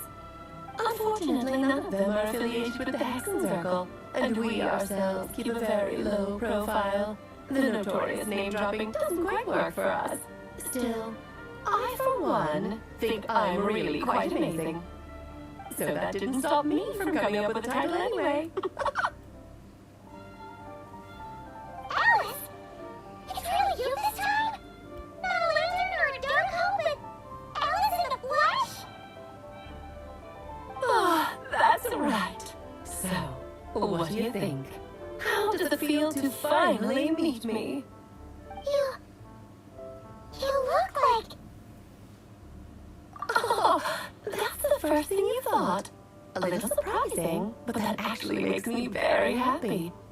Because that means that when Clee grows up, she'll be just as stunningly beautiful as her mother. So she's a friend of yours? Kind of. This is actually the first time we've seen her in person. I see. Madam Mage, that was, quite a powerful entrance. I certainly won't be forgetting it anytime soon. It's okay, Llama, don't force it. Paimon will do the honors. This is Alice from the Hexen Circle. She's a friend of ours. And of Marcus, too. That's right. She's a good person, just kinda... unpredictable. Well, what is the human heart if not unpredictable? If we could not do as we please, how would we differ from machines? I am Lauma, Moon Chanter of the Frost Moon Scions. It is a pleasure to meet you. Oh, I know. Before you got here, I spent a good, 15 minutes getting up to speed on Nodcry's present situation. In other words, I've read the whole in last episode part, so we can skip the pleasantries. Fair enough. Well, Miss Alice, I can already tell that you have quite a unique personality. You'll get used to it. Paimon sure is. So anyway, what are you doing in Nodcry, Alice? Oh, I thought I told you already. This time, I'm the final boss. And what a formidable foe I shall be. Powerful, confident, decisive, and good luck finding my weak spot. You will never succeed. Oh, drat! My one weakness, and you found it in an instant. Fate has been dealt a devastating blow. Thus falls the great Dodo King. Why are you playing along with this nonsense? For funsies, of course. What's wrong, Paimon? Are you disappointed in me? Am I a gigantic letdown? No, it's just... you seem like a busy lady. And this is the one time you've shown up in person. Paimon figured it would be for something more high stakes than just goofing around. You're quite right. I'm here in Nodcry because something big happened. Something big enough it caught the attention of the Hexen Circle. It concerns the 3 moons, Tibet's borders, and of course, the moon goddess you are currently searching for. Kind of. Why don't we discuss this over a pot of tea? My main reason for coming on this trip to Tibet was, of course, to have some fun. But I do technically have a job to do as well, namely, maintaining the stability of Tibet's borders. I'll skip over the complicated parts, but to sum it up, abyssal energies are all that lie beyond Tibet's border. We'd find ourselves in a real pickle if they ever made it through.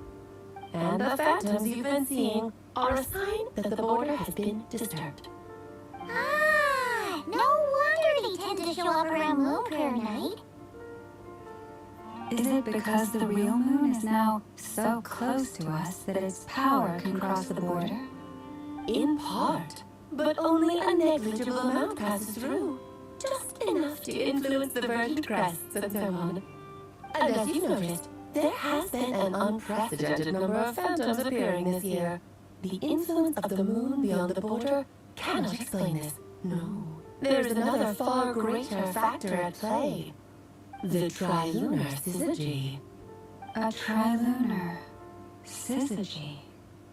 Eons ago, before the heavenly principles came to Teyvat, it was the then 3 moon goddesses who controlled the laws of this world.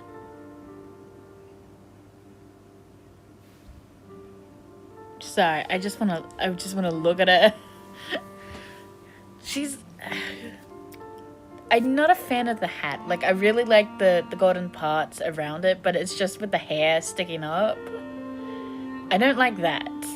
I don't like her hair being twisted upwards into it. I'm not a fan. But, like, besides that, I really love her. Like, her skirt could be longer, you know? Just a little bit, but, like, I feel like that's a critique on every female character when they have really short skirts for no reason. I mean, she's flying around. Really? She's like floating when she walks and things.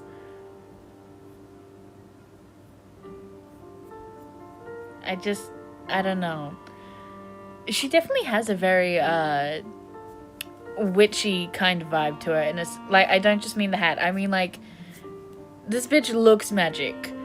Like her, I can see the little Dodoko hair tie at the bottom of her hair there, with the swirling ring around it, the shoes that don't look like they have a strap keeping them on her feet, that like long train coat, you know, like what wizards or witches will have, like a long train coat. And the big poofy sleeves, like she looks magic. She does. But oh my god, that hat piece is that hair pointing up is so ugly to me. It is so ugly. Why is her hair like that? Why couldn't you just give her like half of a hat? Like, it could have been like gold swirls or some shit. I don't know. It doesn't matter. It's okay, whatever. Oh, that's exactly it. The 3 goddesses split these powers amongst themselves, promising never to consolidate them into one singular body. This was meant to keep the world stable. But, fast-forwarding to the present, the eternal moon's marrow is with you, while the iridescent moon's marrow, which should never have appeared in this world, has been retrieved. Add that to the presence of a moon goddess in the flesh and... the power of all 3 moons is gathered here in Outcry. There hasn't been an event like this since the War of Funerary Flame. And it's having a noticeable effect on Teyvat's borders. Because I wish to give my darling daughter a peaceful, sunny environment to grow up in. Is that a good enough reason? Kinda sounds like you're dodging the question, but it does make sense. Well, this one isn't anyway, and the most important one. The others are a little complicated to explain. For instance, cleaning up after dearest Miss R. Albedo could tell you more about that if you're curious, but right now, I have a more important question to ask you. Why are you collecting the moon marrows? I see. Nicole told me about that legend once. Nicole? You mean Meet Anne? Oh, so you remember. Ah, yes, of course. That was the story about fate, her area of expertise. But back to the story of our dear moon goddess. I'm afraid her intended method of returning to the moon is unlikely to work anymore. What does that mean? She may be missing, but she hasn't gone anywhere. She has disappeared.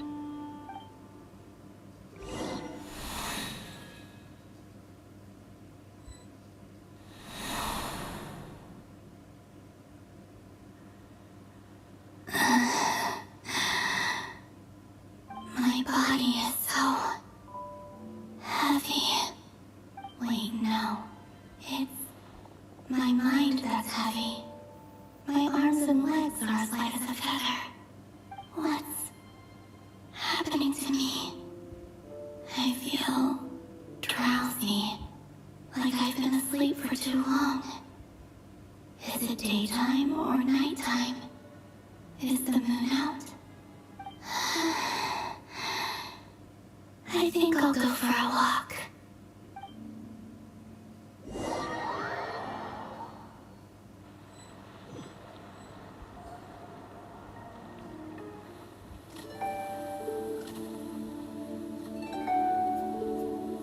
Are you out for a walk too?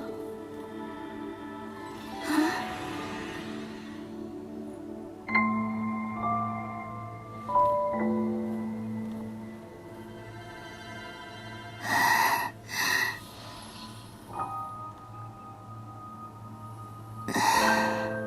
The day has come at last.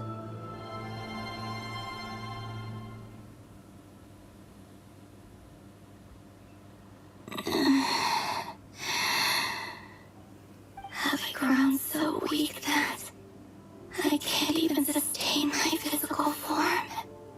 But Moon Prayer Night is nearly here. I was so close to returning home. Death is near. Is this how it ends for me? Will I return to the moon after I disappear? Or... I don't want it to end like this. So far, at least, I still exist. Even if not physically, I can still feel. But as my power wanes, I'm sure that too will fade. I suppose I might take one final look at this world. The world where I was born.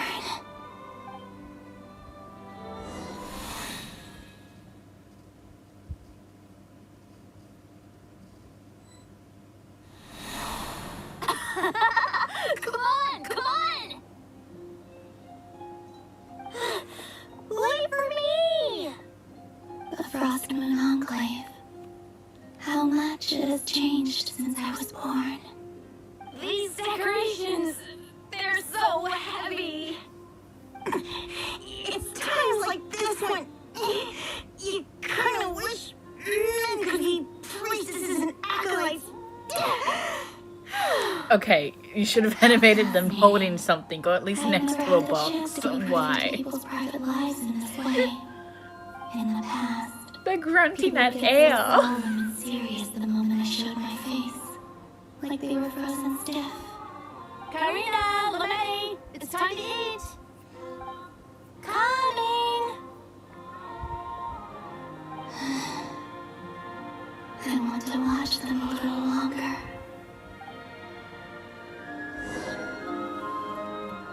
Oh, we're her. Oh my god, she's doing her graceful running thing.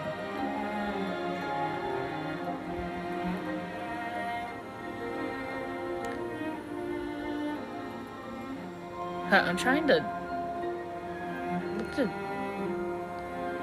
It's like one step every like 4 meters.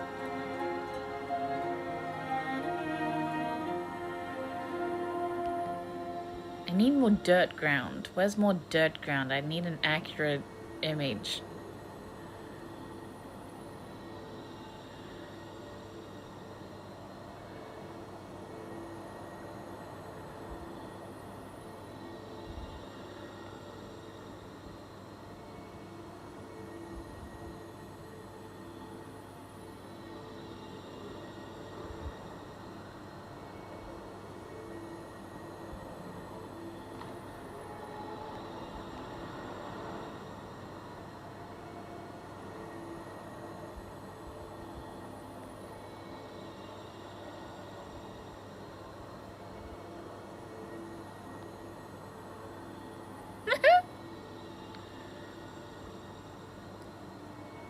It's like the ground below is always wet.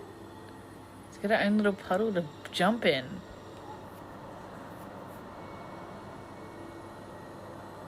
So just fill these balloons with air, right? Yep. Try going out to test things out. The rest can wait till Moon Prayer Night. Think fast.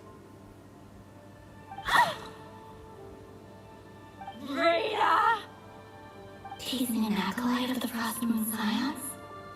Surely that's a punishable offense. Take this!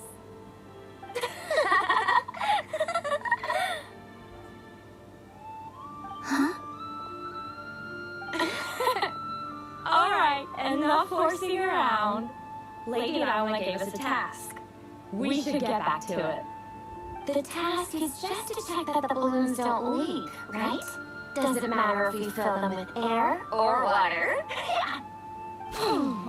Okay, you got me there. And you got me there. But still, we can't use all the balloons before the festival even starts. We won't use all of them. And as long as Lady Lauma's trusted acolyte doesn't snitch, this can stay as a little secret between friends. A couple more can't do any harm, right? Oh, you menace. Then, think fast! Is pumping a balloon full of water really so much fun?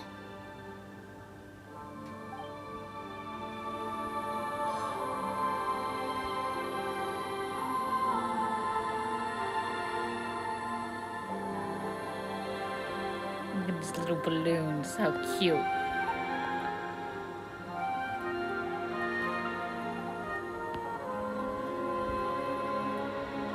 Oh my god, that fucking drum's still in the way.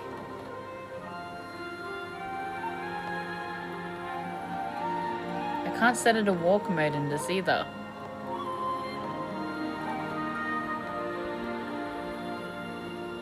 Damn.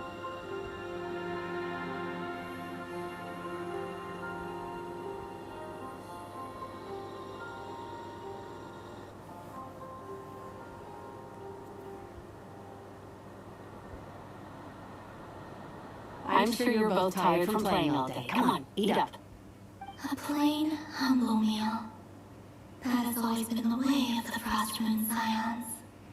Huh? How come Maddie got a midsummer berry dessert?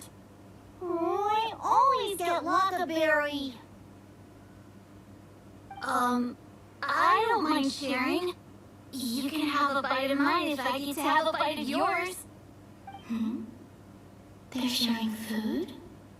I've never shared food with anyone before. Even at the Harbinger tea parties, everyone just ate off their own plate. And when I couldn't finish my food offerings from the Frost Moon Scions, they'd leave the leftovers out under the moonlight for the animals to claim. Hey! That was 2 bites! Oh, then you can have another bite of mine. Oh, you too. Oh, don't fret now. Here, have some of Granny's too. So this is what it means to be family.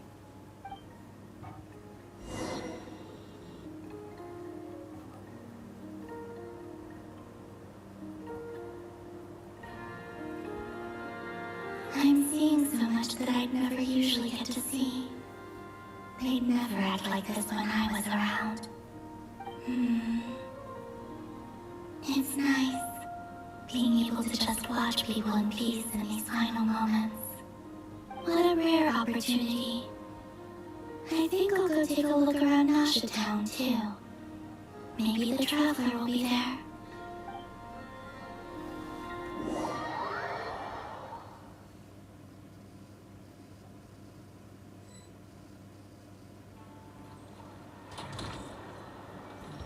After the War of Funerary Flame, the Moon Goddesses were no longer recognized by Savat.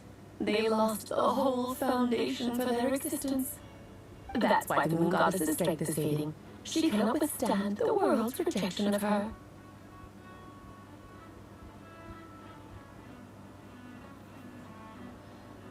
Are we... Do we not get to play as her again? Or do we need to walk around Nasha Town first? To be more pedantic about it, the Moon Goddesses did something to offend the heavenly principles, and that's why they were ousted. Something of a recurring theme in Tibet's history. Theoretically, speaking so candidly should put me in their crosshairs too, but they can't tell me what to do. I'll say whatever I want. Anywho, The moon arrow energies were but a drop in the bucket for her, and that battle against the Ray Hair of Solnari only weakened her further. Fortunately, it happened close enough to Moon Prayer Night when the Kufaki concentration here is high. That's the only reason she managed to survive this long. What do you mean, fortunately? You said she disappeared. We're too late. Oh, what a headache. I thought this was all common knowledge. I guess I have some more explaining to do. Okay, buckle up. It's time for another lecture.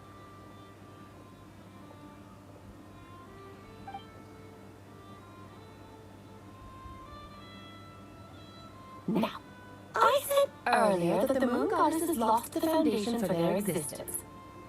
The reason for that has to do with the natural order. Basically, the rationale for their existence in Tibet was lost. The same logic applies to the present moon goddess too. Consider her existence so far. Her comrades in the Fatui called her Damselet. And she was worshipped as Kutar by the Frost Moon Scions. But these connections have now been severed, whether by her hand or yours. So, the rationale that once sustained her existence is now gone. Wait, we did that to her? Oh, well, strictly speaking, yes. But let's not start pointing fingers, shall we? I'll only end up as the big bad villain, and that's not the kind of final boss I want to be. Of course I do. I'm only the greatest mage in the whole entire world. Now, if you wish to find your moon goddess, there are two problems we need to solve. Firstly, we'll need to strengthen the connection between her and Tibet, at least enough to sustain her until Moon Prayer Night. Strengthen her connection. But does that mean I'll have to rally all the Frost Moon faithful behind this? I'm afraid a bygone faith and a former home won't be of any help to her now.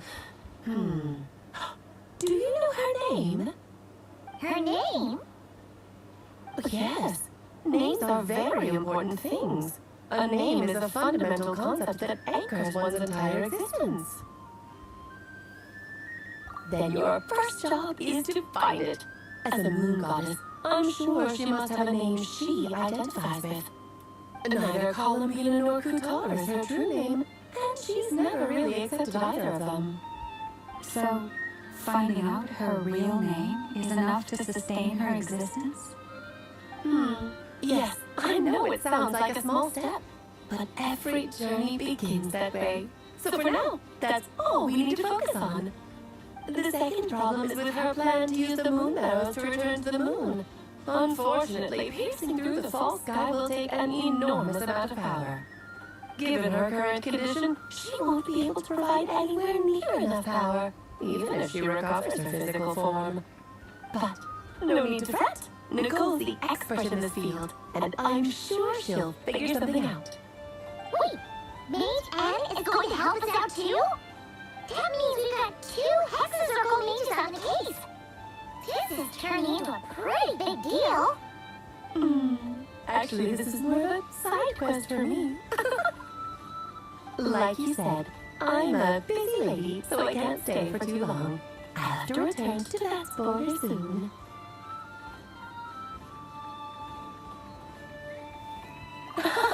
That's the upside you get for looking out for my little Clee. Hopefully that will incentivize you to carry on keeping her company in the future. Anyway, jokes Ma'am, aside, she's currently on my team. it will take quite a miracle for the moon goddess's consciousness to hold out till Moon Prayer Night.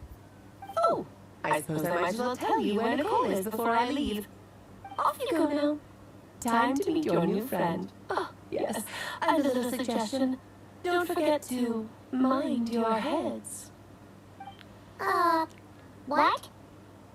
I wonder how Durian's doing. I should really go see him before I head back. You really are super busy. I most certainly am. There's so many children I have to keep tabs on just in Mondstadt. Durin, Albedo, Venti, Varga. Clay didn't make the list, huh? Of course not. Clee is my pride and joy. I have no qualms about her, because she's the best child in the whole wide world.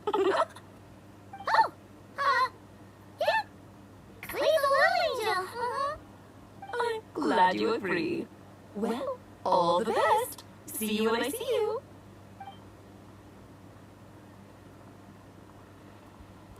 She left in a hurry. Yeah, she didn't pack up her stall. Should we handle it for her? I must say, I'm now very curious about her daughter. Klee, wasn't it? What's she like? That's a long story.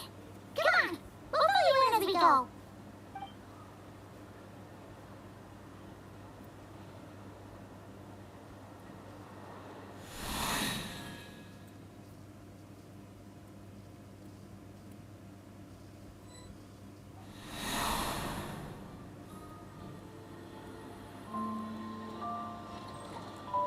What a lively place.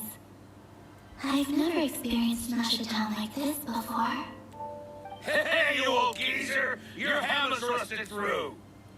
Who are you calling old geezer? Are they quarreling? I'm looking right at him! You've really gone downhill since giving your daughter free rein in the workshop.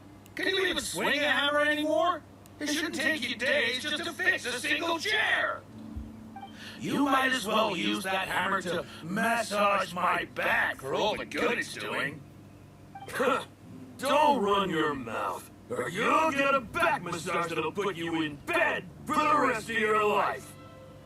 Look, the materials haven't arrived yet, all right?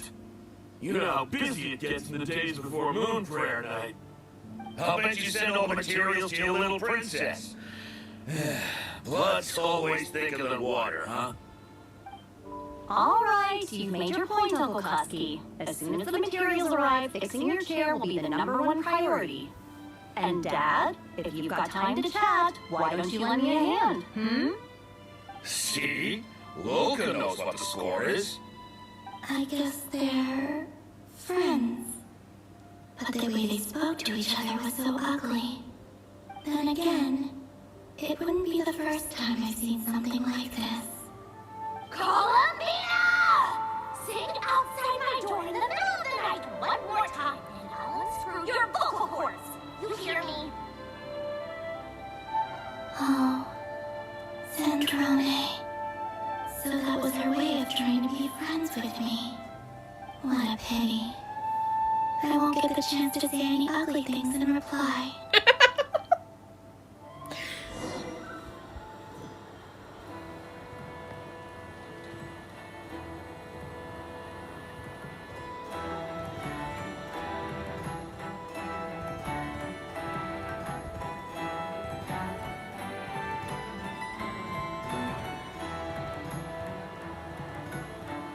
Cat isn't there. I was gonna see if the cat would react to her. Hey, have you decided what to give her for Moon Prayer Night? I sure have. She's gonna get the surprise of her life when she's least expecting it. Then I'll whip out the ring and pop the question. The surprise of her life. What a fun turn of phrase. Cool, I get the picture. You can spare me the gushy details. Ooh, looks like we have a customer. Hello there, ma'am. Would you like some Moon Prayer Night candy? Huh? Is he talking to me? Can he see me? Here you go.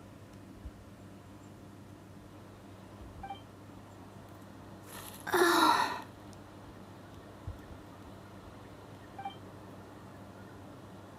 Come back anytime. Right. Now, where were we?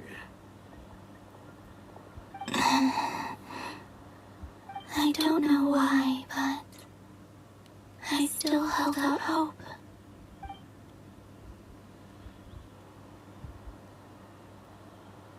The most important thing right now is to find that mage. This name thing seems super important too, but where do we even start looking? I'd better go pay the Fatui a visit.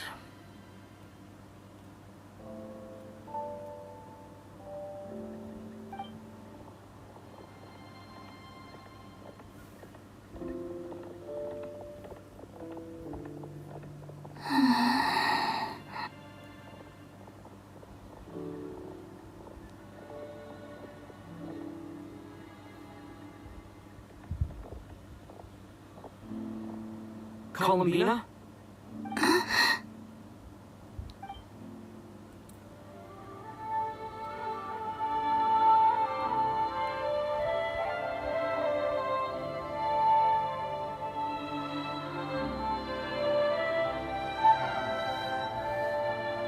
Traveler? Let's go! This is no time to be spacing out!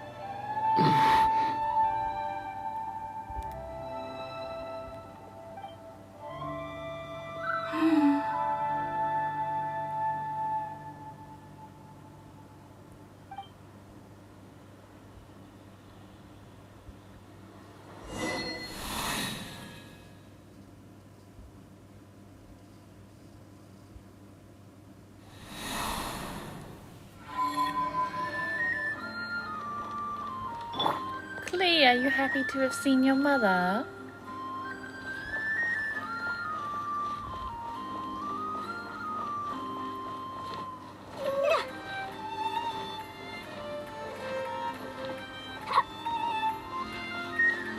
Here's the thing, I keep looking at this outfit specifically because, like, it's meant to be based off her mother's. Like, she's meant to be a little witch like her mother.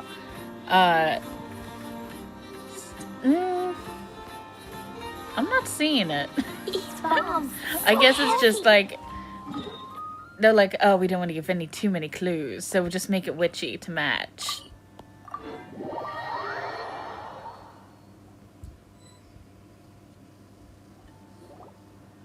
Where are they going? They mentioned a mage and a name? So, Mr. Varka, are you acquainted with this Nicole? Or should I call her Mage N? Not really. We've never met, though she has come up in conversation. From what I've gathered, Alice kind of took Nicole under her wing. Taught her how to speak in a more ladylike fashion, that kind of thing. Huh. Hard to imagine Alice as an etiquette coach. Yeah, Alice is a larger-than-life personality, I'll give you that.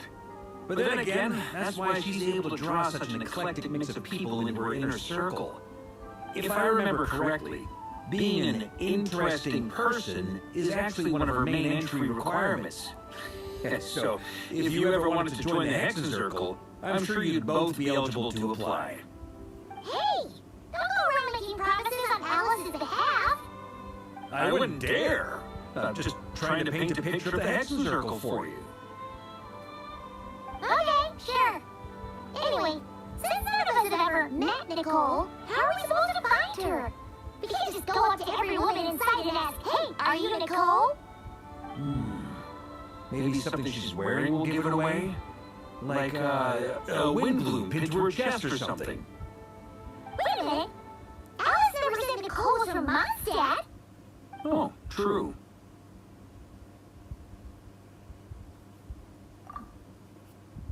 That would be this young lady, then?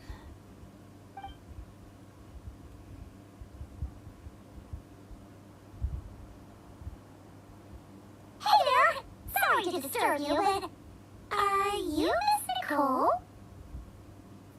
Varka, Knight of Boreas of the Knights of Favonius. Alice might have mentioned me before. Ah! Did we got the wrong person? Sorry. Oh, this is awkward. When I shook my head, I meant, no, Alice hasn't mentioned you before. Huh? Okay. Where is this voice coming from? My apologies. For certain reasons, I am unable to speak. This is the only way I can communicate with you. Okay. It might take some getting used to, but I hope you can understand. Hey, it's fine. I'm more shocked by the fact that Alice never speaks about me. As for you two, we have crossed paths twice before, but it is nonetheless a pleasure to finally meet you. Did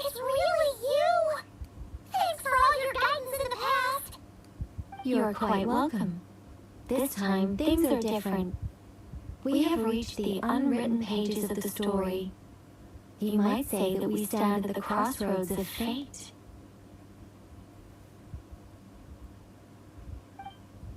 Now then, allow me to formally introduce myself. My name is... No, stop! That was too fast! Alice, I can't believe it. I had a whole speech prepared. I'd agonized over every single word. She always picks the worst moments to ruin other people's plans. I'm so sorry about that. Alice took the liberty of devising some bespoke self-introduction magic for each member of the Hexen Circle. But I could have sworn I deleted all of the triggering conditions for it. How did it bypass everything? Oh gosh, this is so embarrassing. This is a very different side of Nicole than what we're used to. Is she not used to face-to-face interactions? Don't worry about it. We've seen that introduction magic once already, so it wasn't too much of a shock. Please go on, Miss Nicole. We'd love to hear what you have to say, or, well, communicate. Huh? Are they talking to this lady? But... will you all promise to forget that horrendously embarrassing introduction? Sorry? Embarrassing? When?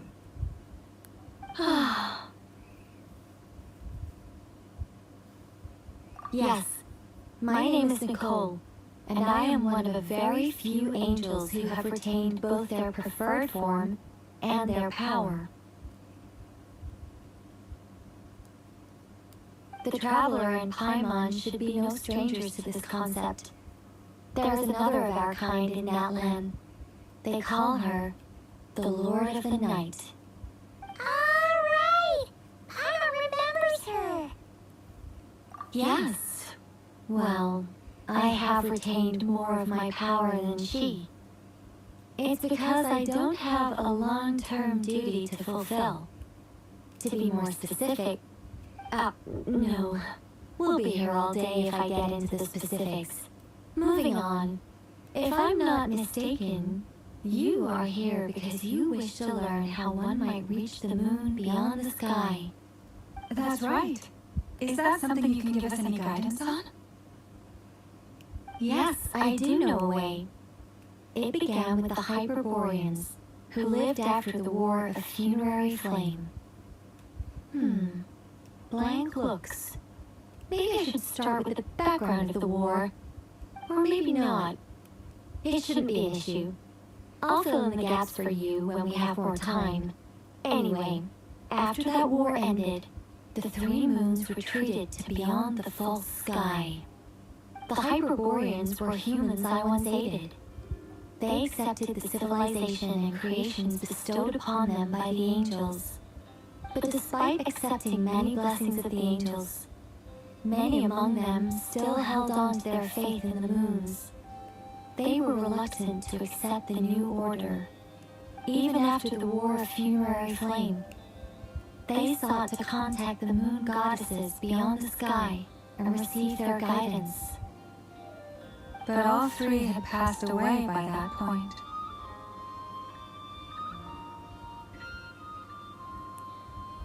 This mage has a unique method of communicating. Is she talking about the moons? Yes, but they did not know. And so, still they prayed for the moon goddess's mercy. After building titanic structures that consumed vast amounts of Kuvaki, at last they glimpsed the moons and heard their voices. But of course, they were gravely disappointed, for it was then that they realized the three moon goddesses were dead. Oh, that's such a sad story. It is. Humanity was in a very sorry state at that time. The angels who had once aided them were gone, and the War of Funerary Flames had left them homeless and destitute. Just a second, I gotta ask. How relevant is all this history to the task at hand? Well, I mean, it's... Okay, it seems we've drifted into irrelevant narrative waters. It's been a while since I've had the chance to speak inside someone's head. As soon as I got started, I lost control and the words just flowed out like a waterfall. What I'm trying to say is... Right, yes, that's it. The relevant part is the ritual created by the Hyperboreans. The fact that they bypassed the false sky and saw the true moons implies that they successfully built a connection between Teyvat and the outside world. Which means, with enough Kuvaki and a sufficiently stable connection, it should be feasible to send one person over the border. Okay, so they built some kind of portal? Oh, yes. A portal. Yes. Is something wrong? You sound disappointed. I just didn't expect you to summarize it so well. It turns out I could have said all that in one word, if only I'd managed to think of it. No, please, it's fine. This is invaluable knowledge. I'll be sure to record and preserve everything in writing. Oh, really? Well, in that case, I suppose I could backtrack and add some more detail. I did gloss over a few things so far. Whoa, whoa, whoa, time out. Let's summarize what we've got first. The Hyperboreans were the last ones to use this method, right? So we somehow need to find whatever structure they built and make sure there's enough Kuvaki to power it up. Luckily, we have the moon marrow of both the eternal and iridescent moons, so we're all good for Kuvaki. Which means the key issue we need to focus on is finding the place. Am I right so far? Yes. Although I expect the structure is long gone by now. That said, what if we could take advantage of the phantoms to travel back to a time when it still existed? Well, travel back isn't quite accurate. It's more like we'd be creating a handshake between 2 points in space-time. We wouldn't even have to pick a time when it still existed. It could just be a time when it still appeared in phantom form via projection, or we could project our own phantoms, fold them together, and... You look lost. Was that too hard to follow? Yeah, things got a little, technical there. Paimon's brain is reaching capacity. Alright. Let me think about how to put this more simply. Okay, got it. Over the next few days, I'll search for phantoms that we can use. Once I find one that meets the criteria, I'll let you know and we'll regroup. By completing certain rituals, specific individuals will be able to enter the phantom and make it to the Hyperborean structure. If everything checks out and it looks feasible, we'll just need to wait for Moon Prayer Night, and we can send the Moon Goddess back home. I'm really skimping on the detail here. Is this making any sense at all? I think so. For now, we'll just wait to hear from you. Yes. Basically, yes. Great. Counting on you. In the meantime, we'll focus on finding the Moon Goddess's name. My name? Are they looking for a way to stop me from disappearing? Excuse me, Miss... Go on, Miss Nicole. This conversation was a little all over the place. I didn't catch your name. I am Lauma, of the Frost Moon Scions. Ah, I did wonder. I noticed that you listened very intently when I spoke about Hyperborea and the moon's history. If you'd be interested, I'd love to visit you this evening and go through it again in greater detail. Also, if you were serious about making a record, it would be too risky to simply write down the raw details as is. I would suggest some tweaks. Maybe rewrite the stories as fairy tales or fables, perhaps even prayers. Anyway, we can cross that bridge when we come to it. So, see you later then? Oh, and no need to prepare anything. Just a cup of tea will do.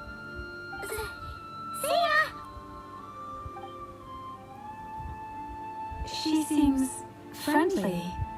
It's just... It's so nice to find someone who's actually willing to listen. I've been dying for a chance to finally go through all this systematically from start to finish. Any longer, I'd probably start forgetting it. Now Paimon gets why Alice told us to mind our heads. What did I tell you? A lot of quirky people in Alice's orbit. Now then, the next order of business is, where do we start looking for the moon goddess's name? Maybe the rest of what Nicole has to say might give us some clues. Once I've heard her out, I'll summarize the salient points and share them with you all. I'm also inclined to review our other documents. Yes, our faith was first established by our Hyperborean ancestors, but many of the more factually accurate records are from after Kuthar's birth. Sounds like we're gonna follow Calvina's journey through Tibet, huh? In that case, we'll start by heading to the Frost Moon Enclave. Sounds like a plan. Take this with you. I'll see about getting in touch with the Fatui. It'll probably just be Arlecchino and Sandroni again. They're the only ones who would want to help. Thank you, Mr. Barca. Don't mention it. Honestly, I'm more comfortable dealing with Fatui than prying into the details of a young lady's childhood. Catch you later. I should follow them, just in case there's some way that I can help.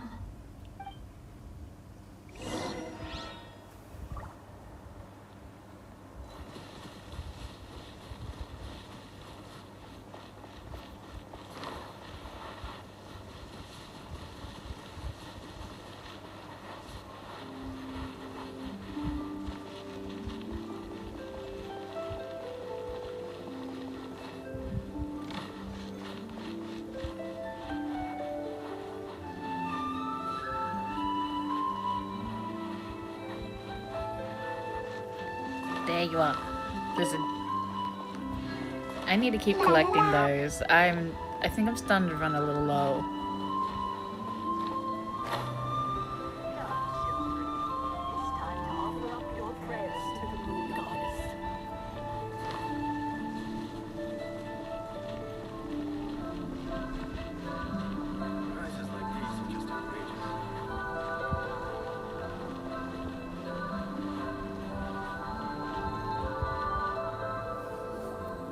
A while ago, I took the time to organize all documents in our possession that pertain to Kuthar. What you see here is the material I consider reliable. You're saying there's unreliable material too? Yes. Most of the information we have was transmitted through an oral tradition. Inevitably, some of her stories were mythologized and deified over the years through countless retellings. That's why I organized them into reliable and unreliable. There's no sense seeking answers in history unless we can ensure the veracity of the historical record. Makes sense. Alright, let's take a look through.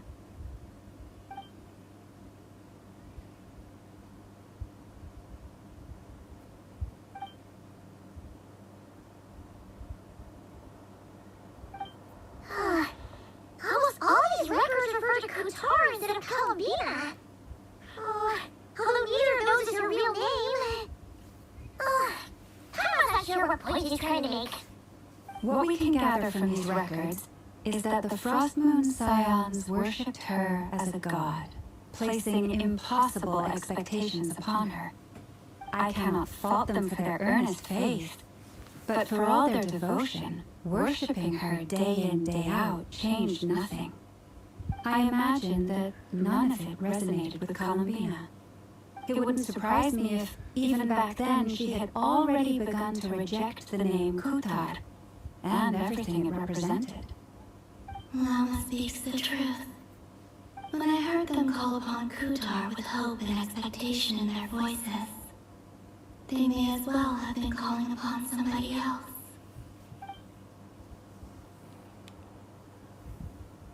Well, that's a bit complicated. I looked at the level of detail, perceived authenticity, prose style, and how realistic their portrayal of Kuthar seemed to be.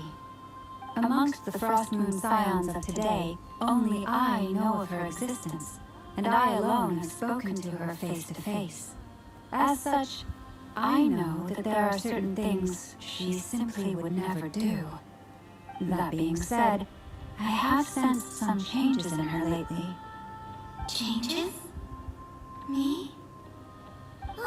Seems like this is getting us nowhere. For what it's worth, why don't we check the unreliable sources too? Sure. Give me a moment.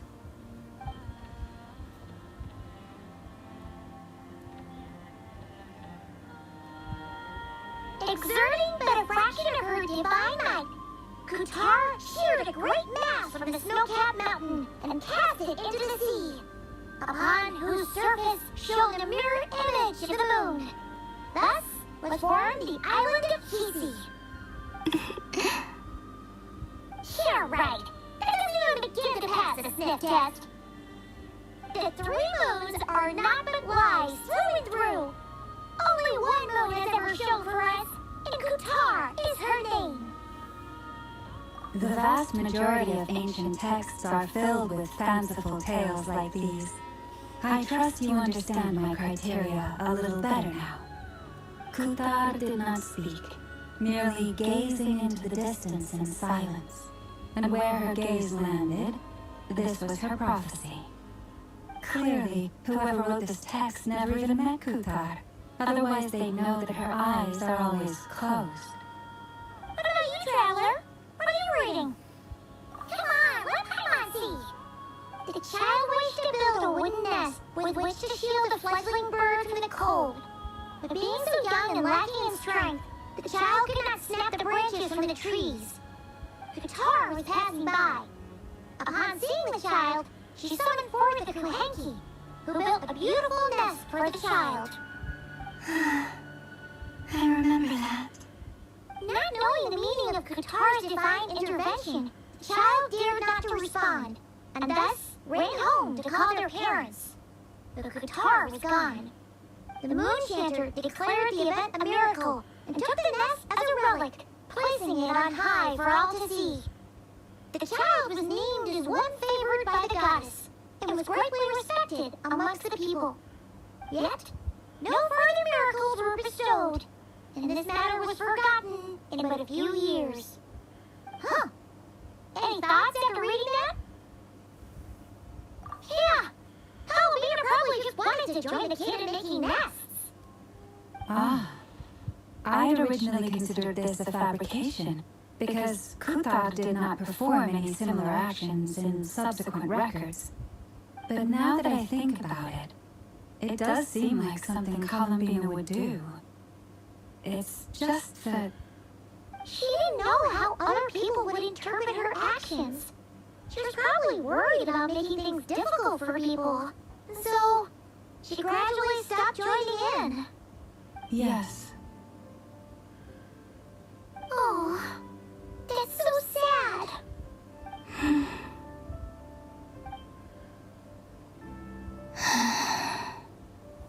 And now, I can make no such gestures of warmth, even if I want to.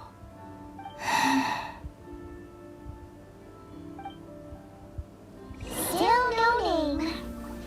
That's a bit of a shame. But we did learn some interesting stories. That's gotta count for something. Barker said he was gonna set up a meeting with Arlecchino and Sandrone, right? Let's go back to Nashitown and see how he's doing.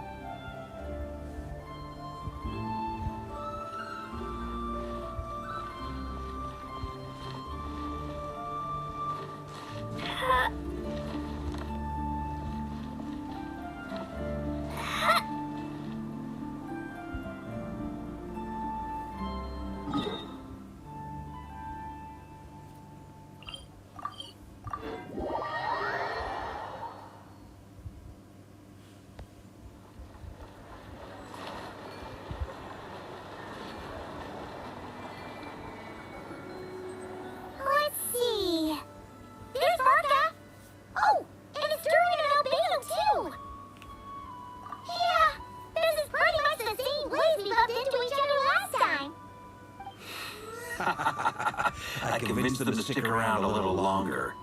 We were all waiting on people, so I figured having a little company would help pass the time. Ah, so you've been waiting for us? Does this mean that you've already arranged things with the Fatui? Sure does. Now you're back, we can go meet up with them together. How'd your investigation at the Frost Moon Enclave go? Well, we didn't find out Columbina's true name. But apart from that, it went pretty well. Aha, just as well that I didn't tag along then. I'm sure our moon goddess wouldn't want every man and his dog knowing all about her private life. Still, desperate times, desperate measures, I guess. Someone had to do it. So, Barker was waiting on us, but what about you two? Are you waiting for Alice? Oh, no, we already met with her. We discussed that experiment I mentioned to you last time. Oh, and she also handed me this communication device. That's right. I understand she informed you about the relationship between the Phantom phenomena and Tevat's borders, yes? She wants me to help her with some more experiments on that front. She said that she'll contact me through this device with more information. Ah, I see. Following instructions and making observations. Pretty common research method. Takes me right back to Albedo's lab. Wait, then who exactly are you meeting? Someone you know. Albedo's met him too, but I don't think Miss Lauma or the Grand Master have been introduced. Introductions are overrated, especially in cases like this. It's you! So, it's not like the academia has prohibitions against going abroad. Also, I applied for leave. I've been writing to Hat Guy since obtaining a human form. I've already brought him up to speed on everything that's been going on in Nodcry. Hat Guy? Turns out, I actually have heard that name before. Oh? Then why did you react the same way I did? I only knew the name, not the fella. But since we're all here, let's do some introductions for what it's worth. I'm Varka, Grand Master of the Knights of Favonius. Lauma, Moon Chanter of the Frost Moon Scions. And I'm a Drios from the Vahumana Darshan of the Sumero Academia. Hat Guy. Good to see you again, Mr. Guy. I believe we last saw each other on the boat ride here. Mind you, the only reason I came here is because there's someone I want to look into. He's here to beat up the doctor. The Doctor, also known as Dottore, second of the Fatui Harbingers. Beat his ass, bro. Do it. I support you. From the tone of your voice, it sounds like there's bad blood between you. I was reviewing our archives and noticed that a lot of information about him was missing. Left a bad taste in my mouth. That's all there is to it. Dottore, or Zondik, as he was then known, once studied at the Academia, but he got kicked out before he could graduate.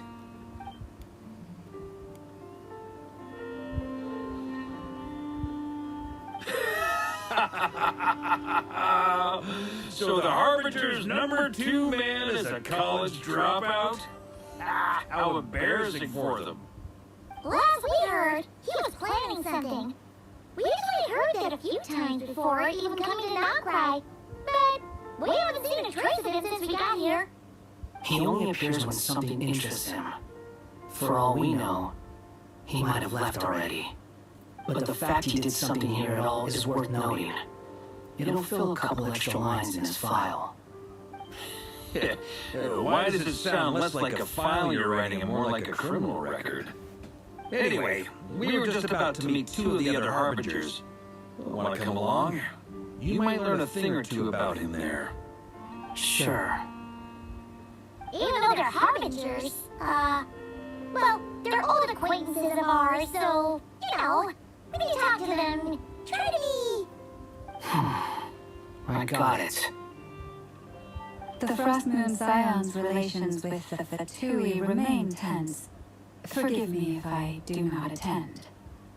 In that case, we'll continue assisting Miss Alice with her experiments. Good stuff. Everyone's having a fruitful time. All right, we better get going. I'll lead the way.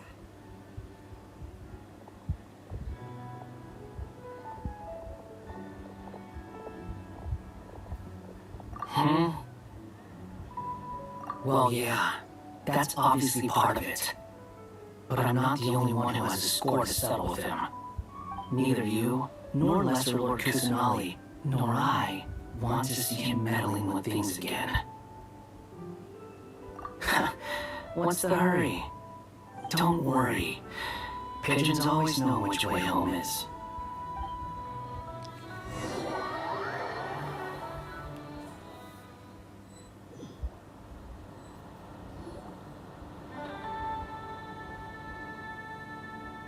You made it. Who is this? A scholar from Sumeru. They call him Hat Guy. He's an old friend of the Travelers. Wait, this is the academia representative you wrote about? He doesn't exactly look the part. I believe this will prove my identity. You'll notice it bears the seal of the Sanctuary of Surasthana. Well, what do you know? So it does. All right then. My mistake. It's fine. I expected as much. What? So as I mentioned in my letter, the Academia's got its eyes on Dottore. But this matter remains top secret. Apart from those assisting in the investigation, the fewer people who know, the better. If anyone asks, I'm here in Notcry to pursue my personal academic interests. Gotta say, Barca, you did pretty well to keep all this under wraps for so long. Sounds like you got in touch with the Academia about this way back. You flatter me. Where do I even start? Remember that time we fought Revere at Star Sand Shoal? He sure let me have it then, didn't he? I'll bet Dottore had that all sketched out, with me as his convenient little pawn. He could not care less about us if he tried, but hey! The feeling's mutual. Does Dottore really strike you as the sort who values his relationships with his colleagues? Fair point. Definitely not. Which is why I always keep my guard up whenever he starts making suspicious moves. To that extent, our motivations align. On top of which, I consider you trustworthy people. Now, back on topic. In the wake of the Reikir of Solnari episode, Sandrone and I grew suspicious about Dottore's complete inaction during the entire affair. So we tried to find out what he'd been up to, but unfortunately to no avail. He never lets anyone in on his plans. The more he cares about something, the more secretive he gets. Indeed. Perhaps he believes that by keeping a low profile, he can avoid trouble. But that trick isn't going to work on his colleagues. Yeah, I mean, he's been researching the ancient moon's remnants. And he's been trying to get his paws on the moon marrows. Only an idiot would believe he doesn't have something more planned. With this in mind, I returned to Snezhnaya and relayed my thoughts to Her Majesty the Tsaritsa, entreating her to have him recalled. That's pretty direct. Did the Tsaritsa agree? Yes. I made it abundantly clear that the Fatui's business in Notcry is almost concluded, and we do not need 3 harbingers in this territory. Her Majesty concurred. Accordingly, Dottore has returned at her orders. I imagine he is continuing with experiments, which no one besides he would ever have any interest in. Common sense might mean nothing to him, but he's not stupid. He knows that no good can come from opposing the Tsaritsa. Smarts alone won't get him all the way. He needs the Rooster's resources and Regrator's Mora, both of which the Tsaritsa can strip from him by waggling a finger. But doesn't he have a track record of publicly following orders while going against them in private? He probably has it down to a fine art by now. Wouldn't put it past him. We worked together on a research project once. Only briefly, but it was enough to show me that we're fundamentally different people. He has no interest in doing things methodically, stage by stage. His thoughts jump all over the place, and the moment his curiosity is satisfied, or he gets the results he wants, he disappears. The only similarity we share is that, once we set our minds on doing something, we will see it done, whatever it takes. Well, we definitely saw some of that in your battle with Rerir. You got so competitive. Ugh, do not remind me. Then I believe we all concur. Dottore will not simply give up. Fantastic. Now this is turning into a whole day of unpleasant memories. Ugh. Are you talking about the moon arrow stuff? He also strikes me as the kind of person to disregard experimental regulations, ruin all the equipment, and go way over budget. Then leave the first person he can find to deal with the fallout. Exactly. This one time, he was running some high-temperature experiment and the substance exploded. But does he care? No. He orders his subordinates to open the device so he can observe the results, which causes the gas inside to leak out. That gas was poisonous! If I hadn't been there, who knows how many people might have died?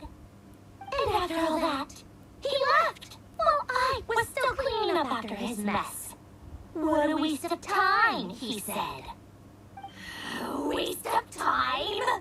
The nerve! He wasted my time! You've been bottling that up for a while, huh? Hat guy, I must say, you seem awfully familiar with internal Fatui affairs. Especially when it comes to Dottore. Thank you, Lady Harbingers, for providing such valuable information. I have no other questions for now, so I'll be on my way. Wait, what? You're just gonna leave? You're welcome to join if you want. Oh, Jimmy Paimon thought he finally mellowed out. He makes quite the impression. I'll say. I've met tons of headstrong people, but not many of them would join me in bad-mouthing Dottore. Anyway, back to the main agenda. Barca, you said that Columbina has gone missing? Or rather, disappeared. Yeah. We're working on building a connection between her and this world. The simplest method is to find out her real name. I've actually asked her that question before, but she said she didn't know. Considering our relationship, I doubt she was lying to me.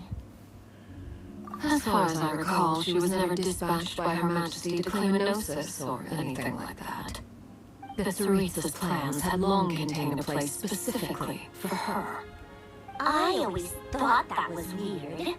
What could she do that the rest of us couldn't? Knowing what we do now, it's probably something related to Kavaki, right? More than likely. When she first arrived, Columbina would often go to Her Majesty and ask when she could start the task assigned to her. But Her Majesty always gave the same reply. The time has not yet come. So she spent her days in Snezhnaya doing basically nothing. The Tsaritsa has summoned a beautiful blind maiden to be a harbinger, giving her the third seat by virtue only of her enchanting voice. It was a dumb and stupid rumor, but the reality of the situation made it hard to refute. And what happened after that? I imagine she stopped caring. She no longer seemed to care why she had been recruited, and Her Majesty never gave her any missions, so she just continued to sing in the flower garden. For my part, I was busy. So busy, in fact, that watching someone be that idol had me fuming. But still, I got the sense that that she had long been used to a life of other people claiming she was needed when she wasn't. I just felt that having a place to stay would cost me something eventually. And so I waited quietly for the day that I would have to pay the price. And on the other end of that spectrum, you had me. Someone once told me that I had the lousiest work and the toughest luck. That's a good way of putting it. I forget who said it, but those words have always stuck with me.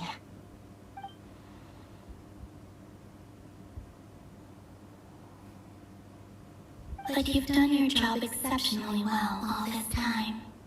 Because at heart, you are a conscientious person. What is it?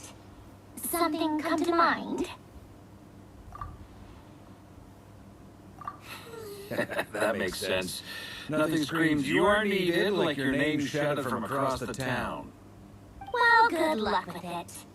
But if you ask me, Columbina is still the most shoutable name. I'm just so used to it now. After all the arguments we've had, I can't be bothered trying to remember another name for her.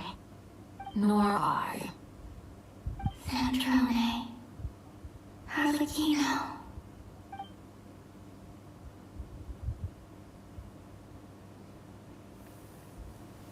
Huh! It's a Sealy!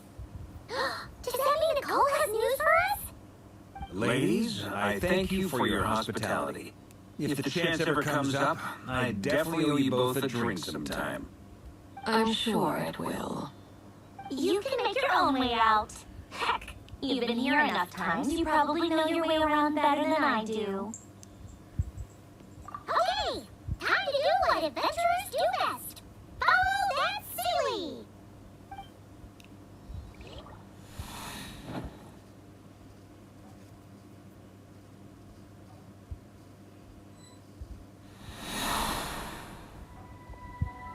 Here you are.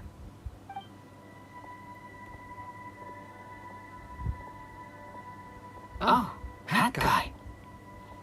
How come you're back so soon? Did things go all right with the Fatui? Fine. Tatoi's been summoned home by the Tsaritsa. Couldn't get much more than that. How about you? Any progress with the investigation? Unfortunately not. We've tried everything. Different phantoms, different locations, different points in history. But the results are the same each time. Abyssal monsters roaming the land. People crying out in despair, with no hope of being rescued. Every time I see it, I can't help but think, is this what it was like in Mondstadt when Dragonspine Durin attacked? And if I fail in the task I've been given, will I create yet another tragedy? That's just meaningless speculation. When we encountered similar phenomena previously, I tried to interfere with those illusions, using sounds and lights to guide them. However, we could not change their fates. At most, we were able to extend their existences. The events of the past are like fate that has been written into Irminsul. There isn't a living thing in Tevat that can escape its past. But Miss Alice instructed us to try to find ways to change the outcome that these phantoms face. It's an impossible task. Can't you just refuse? Since she asked us to do this, I feel like it can't truly be impossible. Or if it is, well, mages can make the impossible possible. I could not have been born as Durin otherwise. But you also said that your past 39 attempts were fruitless. That's true.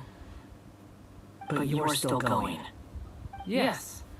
After this many futile attempts, surely you realize that you're not doing this because you still believe what some mage told you. It's because you want her hypothesis to come true. It's something you wish for deep inside. So, think for yourself about what you want to do. As long as you don't believe it's futile, it isn't. Yeah. Previous experience indicates that we cannot touch the phantoms, which limits the effectiveness of our interventions. If we want to clear this hurdle, we need to break this rule somehow. Same thought here. Following the same rules means repeating the same failures. Reducing ourselves to mere playthings of fate. So you mean we need to figure out a way to make contact with them despite knowing that we can't? Yes, and I suspect that's something only you are capable of. Everything in Tevat is logged in Irminsul, but the withering that once occurred in Sumeru was a sign that the Great World Tree was being corrupted. This corruption allowed things that should not have existed in Tevat to appear. This is tantamount to rewriting reality to an extent. You're saying abyssal power might be able to affect those phantoms? No one's ever tried it before. If you're gonna try it, it'll take courage. And you have to be confident that you can control it. Is anyone there? Has anyone seen my daughter? She's missing. I have to find her. I hear someone inside. Spargana? Are you in there?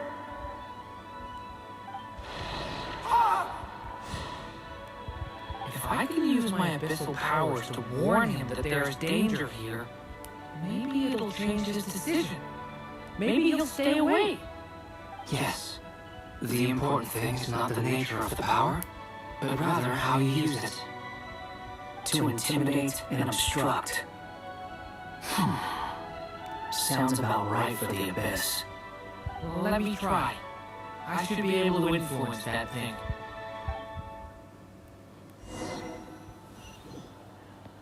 Have you seen the little girl? What? This isn't the time for that, girl. Just run! Coming from?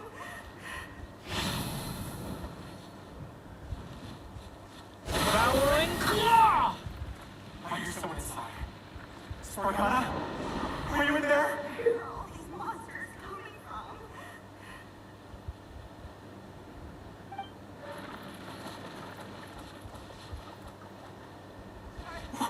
What is this? It's dangerous. I should get out of here. I don't want to die. Okay. How do I help him then? He really left. Huh, we did it. Don't celebrate too soon. Follow him. See what he does next.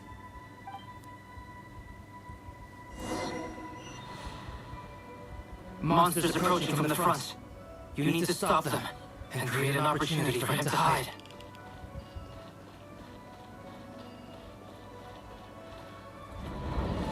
No, there's monsters ahead.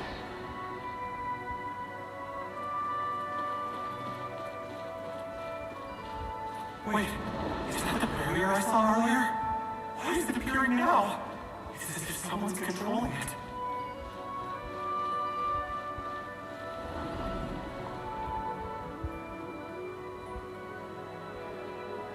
The monsters are gone. Is it safe now?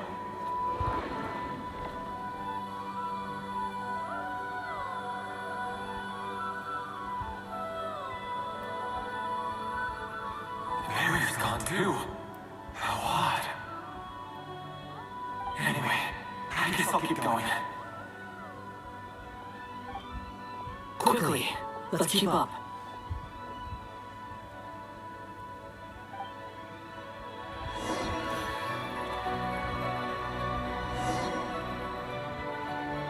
Wait, there was someone else here? Don't go any further. We've got anti-monster traps laid out everywhere. Where? But my daughter must just be up ahead. I have to go. This way's blocked.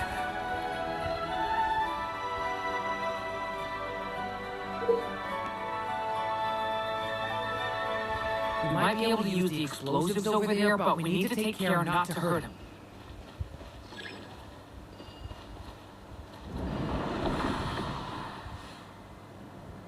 I'll use the barrier to keep him at a safe distance. This barrier seems to be helping me somehow.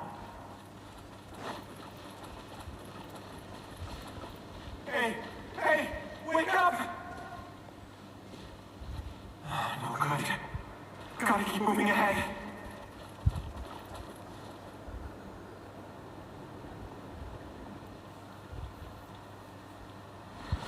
So many monsters! There's still a chance, Durin. Use the traps.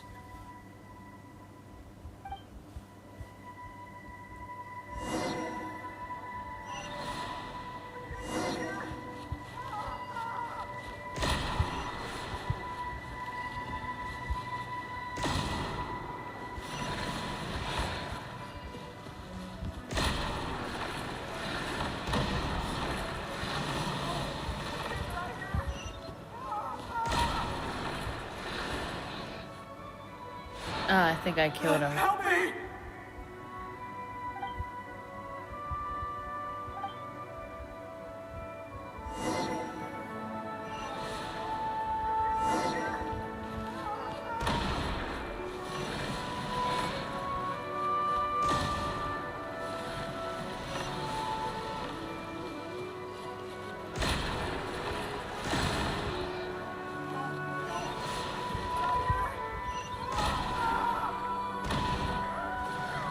Oh. Okay.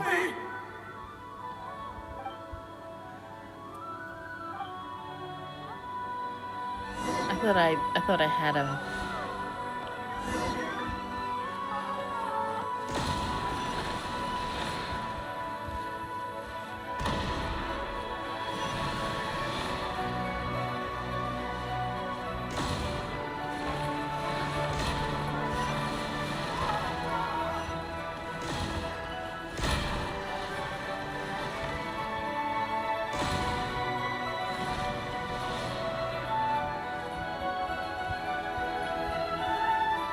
This is a new development. I've never seen this happen before. We might just be able to save this person.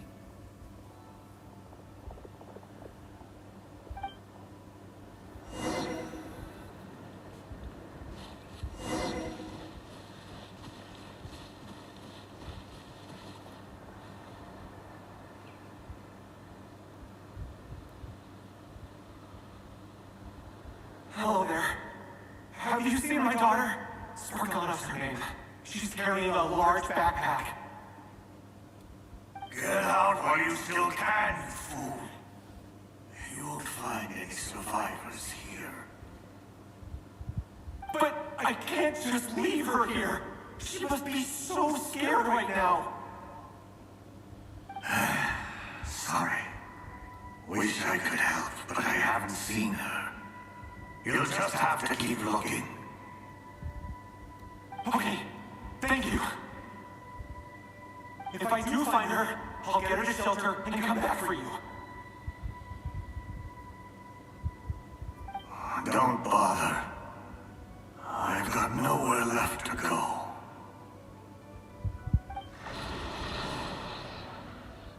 What's that noise? Monster! No, if he goes inside, he'll be walking into a trap. Let's try this once more. This time, we have to stop him.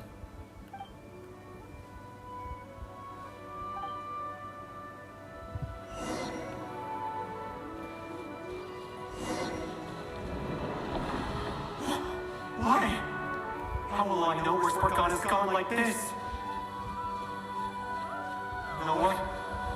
I'll trust this strange barrier. It's got me this far after all.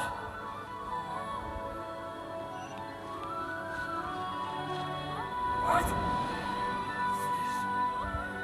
Hey! Let us out! Should I let them out? Spargana, are you there? Did I do the wrong thing?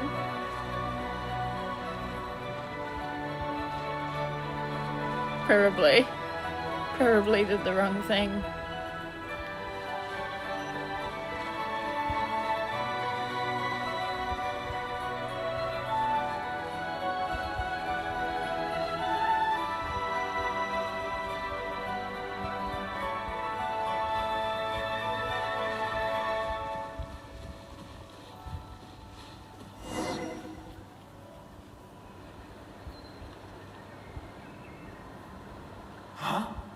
That looks like one of my daughter's books. Oh, thank you. Thank you. Yes, it's one of hers for sure. That's her name on it right there. She left her backpack here.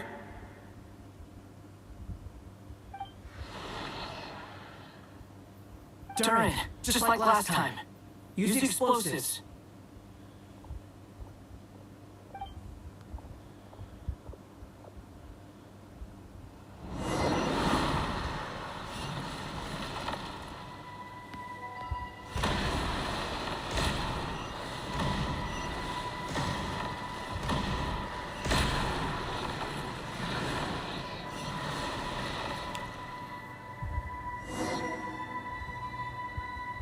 It won't work. There's not enough left. If he makes it in, he'll die. But then, this clue could be the key to him finding his daughter. It might not be the only one. Better he misses that clue than loses his life. I guess so.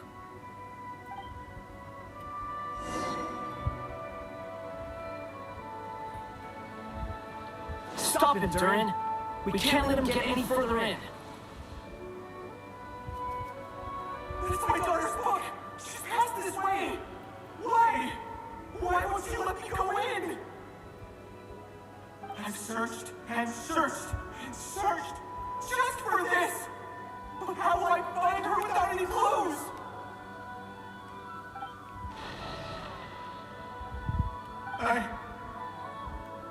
I no longer have anywhere else to go.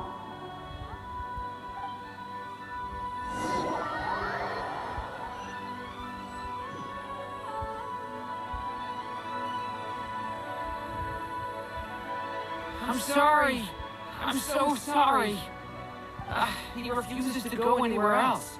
Whether he opens this door or not, all that awaits him now is death. We couldn't change his fate. Albedo? Hat guy? Let's try one more time. I don't know how we're gonna do this, but I don't want to give up either.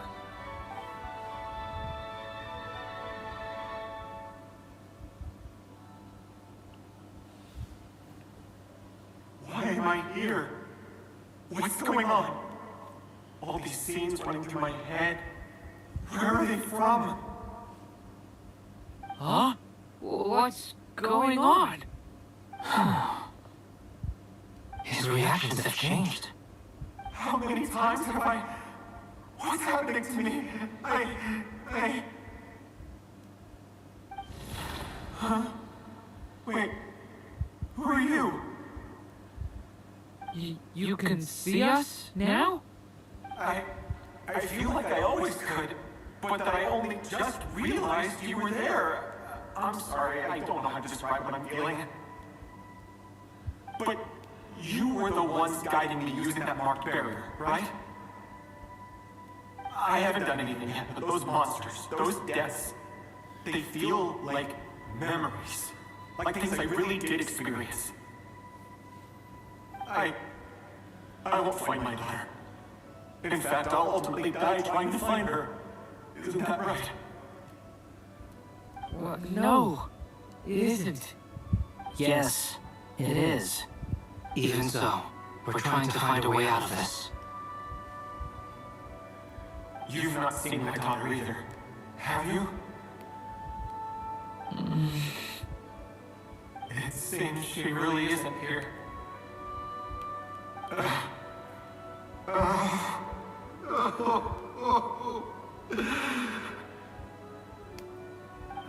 I'm sorry we couldn't help you.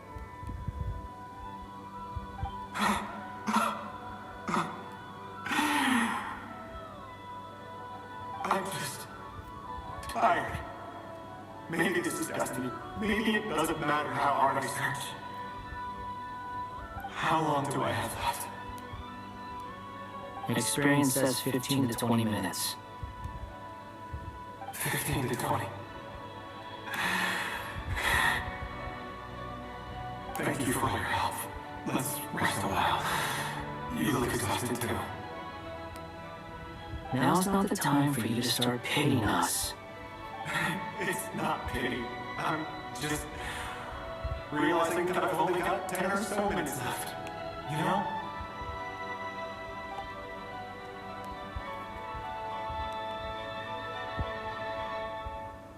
You say you're from Mondstadt, yes? A place with windmills, where people enjoy limitless freedom? And you're from Sumeru, where they built an academy into a giant tree? Yes. It seems you've never heard of either place. Those names are unknown to me, I'm afraid, yes. Have you heard of Hyperborea? I have, but I heard that it was destroyed in the distant past. I see. That was where my ancestors once lived. What about Delphi Pytho? Was it later rebuilt? I've never heard that name. Then what about Salvindamir? I have seen that name on stone tablets on Dragonspine, but I'm afraid the only things left of that place are its ruins. I see. Sure enough, there was no way to turn this around, huh? I'm sorry. I was the one who asked to chat, but it seems like we're too many ages apart. There's barely any common ground to start from. It's alright. We did hear something new, at least. From how you speak of your lives, things must be going alright for you, I guess. They are. Mondstadt is a place of freedom and happiness. There's a lot of good people in the church and in the Knights of Favonius, and even outsiders find that it's an easy place to feel at home. We have festivals a few times a year. Everyone gets together to drink, sing, and be merry. Sumeru's a lot more uptight. Not really the kind of place where you can relax. It's a nation fraught with problems wherever you look. But if all you want in life is to seek knowledge, I guess it's pretty much paradise. That's wonderful. In other words, after this all-devouring black tide passed, humanity did not merely avoid extinction, but rose to build prosperous civilizations anew. I mean, I can see you all right now. That must mean the future isn't a total mess, right? That's true. Well, time's almost up. Let's part ways, I think. Might be best if you don't waste too much time on me. The chances are slim, I know, but I'd like to spend these last few minutes looking for Spargana. If things work out, I'd love to tell her about what I've heard. May we meet again. Well, or not, most probably. In that case, may your wishes come true.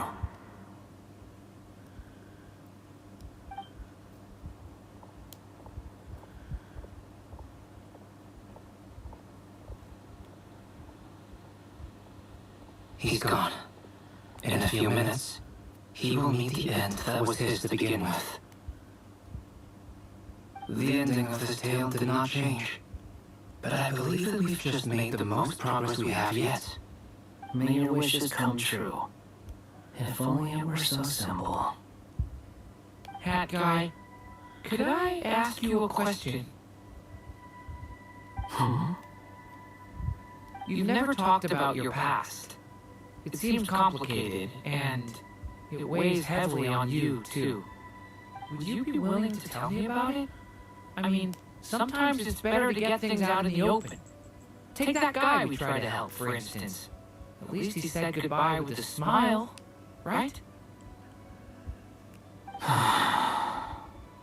I know about Albedo's past.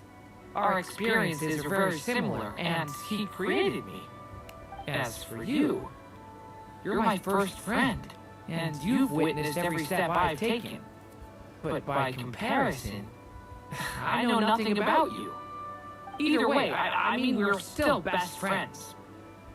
But if I knew more about you, I might understand your thoughts a bit better. I've told you about myself. I'm a student at the academia. And what did you do before that? Prepared for the entrance exam? All right. If you really don't want to talk about it, I won't press you any further.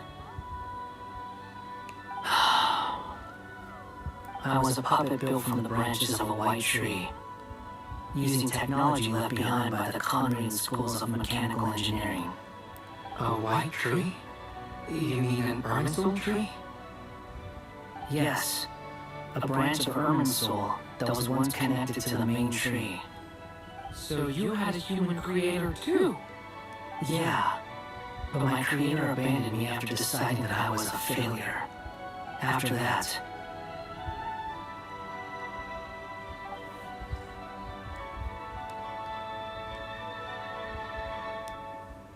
Durin, resisting the influence of the Abyss, suppressing the urge to destroy, trying to do the right thing.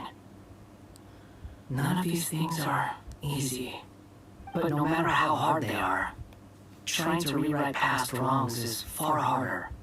You asked me if you would create a new tragedy if you failed. I told you there was no point speculating about that, but the real answer is yes. You absolutely will. That guy.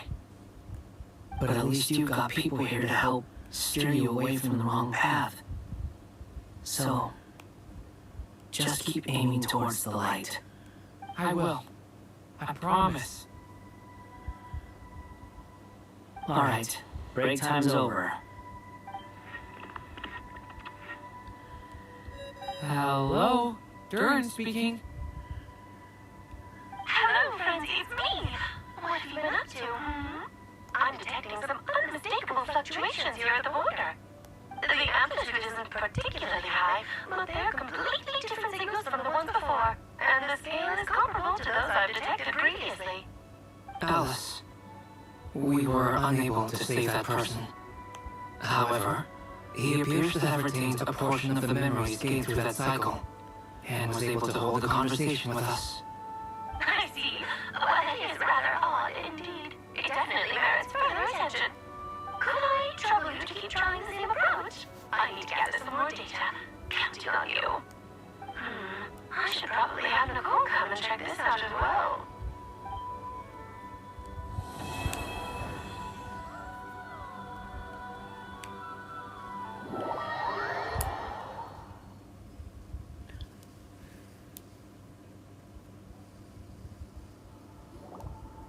There you are.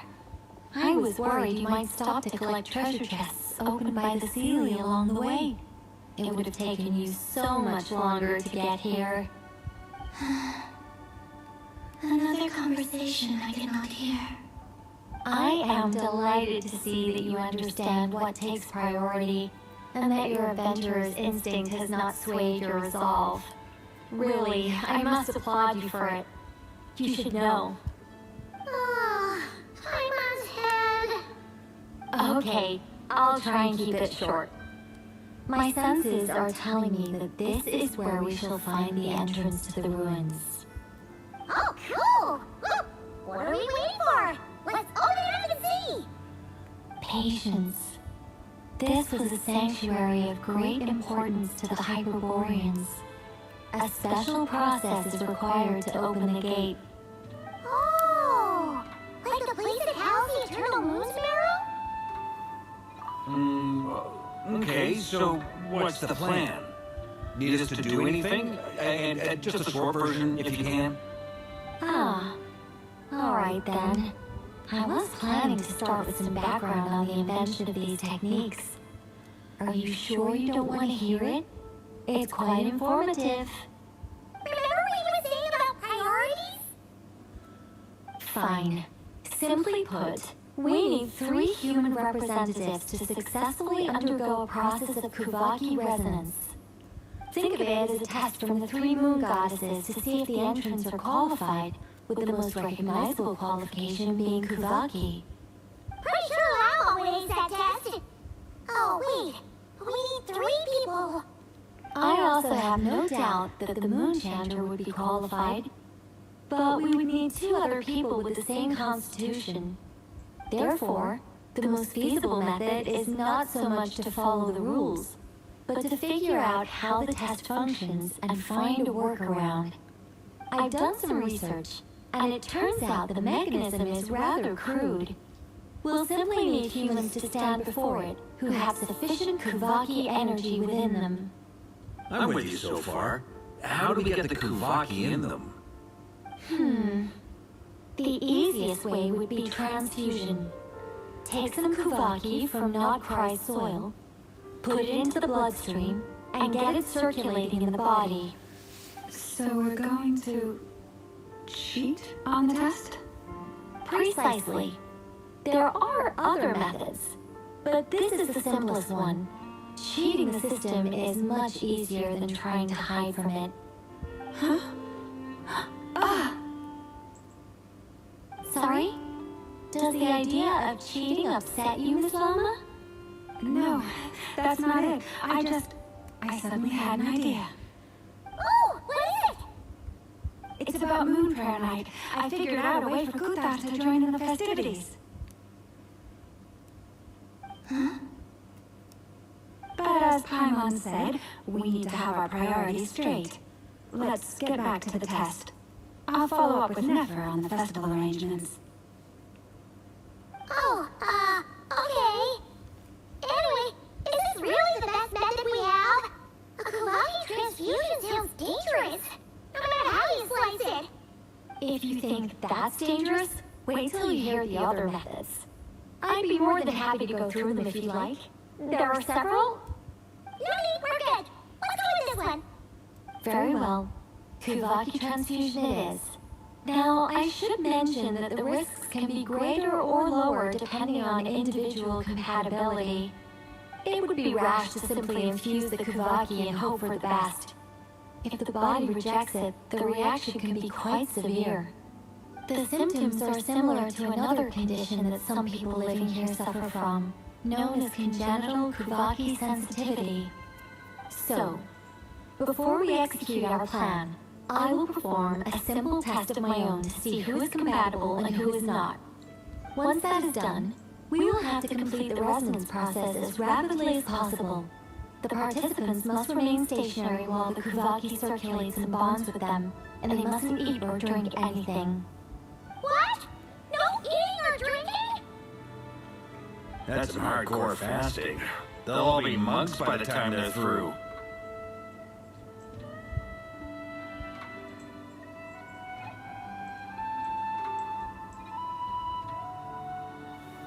Three days. Oh, it's so long! And we still need to find 2 more people who are not just compatible, but also willing to volunteer. Fasting? What are they talking about? Sorry, I have a cat, and she's really cute. Really? I've been Miss Prada. Haha, count me in too. And she's so 3 grumpy days without with food, me. I can handle that. Mr. Cole has made it clear that this is the easiest way. The way I see it, there's nothing else to discuss. It's time to step up. Mwah. Mwah, mwah, mwah, mwah, mwah, mwah. Oh, I know, you hate me. I know. She's just glaring at me. Mwah, mwah, mwah, mwah, mwah, mwah, mwah. Alright. I'm sorry for disturbing your peace. My apologies. Yeah. She's gonna shake me off. She hates me. Yeah, you're right. In that case, Paimon volunteers to be captain of logistics. She'll keep the fires lit and grab some spare clothes to keep you comfortable. Then we'll start with you first, Traveler. Please step forward.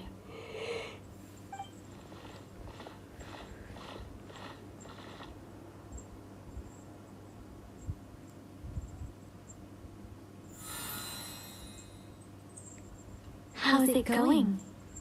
Do you feel anything? How about now?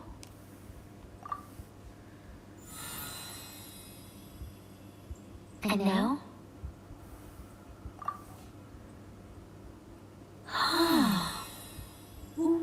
What about about now? You guys, it's not a competition, you know. All right, I'm officially impressed. Even as a descender, you can withstand far more than I imagined. It's like I summoned a giant stone titan to arm wrestle you, and your arm hasn't even moved an inch. In my last attempt, I infused 5 times the amount of Kuvaki required. Yes, safe to say, compatibility won't be an issue for you. You're eligible to join. You're next, Mr. Barca. Sure, here goes nothing. All right, I'll start where we left off. 5 times the required Kuvaki dose. Whoa, whoa, whoa, hey, wait a minute. How's it going? No, not great. I kind of want to puke. Feels like I've been drinking too much. A few bottles of wine and a big stein of Dark Horse. With some hard liquor from Leo mixed in. You think this is funny? I just lost to a young lady in an arm wrestling contest. I'm never gonna live that down. My apologies. I'll lower the concentration and try again. Oh. How's it going now? I'm not as dizzy as last time, but I can still feel it pulsing around. In that case, you wouldn't be an ideal choice, Mr. Barca. Let's try someone else. Okay. Let's go ask some of our other friends then.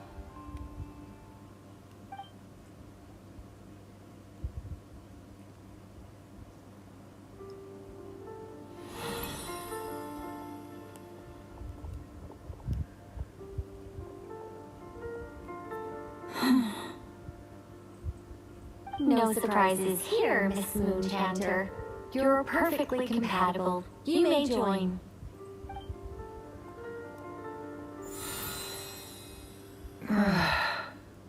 I'm getting a slight headache. Shame. You were so close. Whoa! Time itching all over! Allergic reaction. We can't have that. Huh? Well, are you gonna start a what? The Hexen Circle is an organization that cares for and protects children. We will not have them do dangerous things. Not even tests.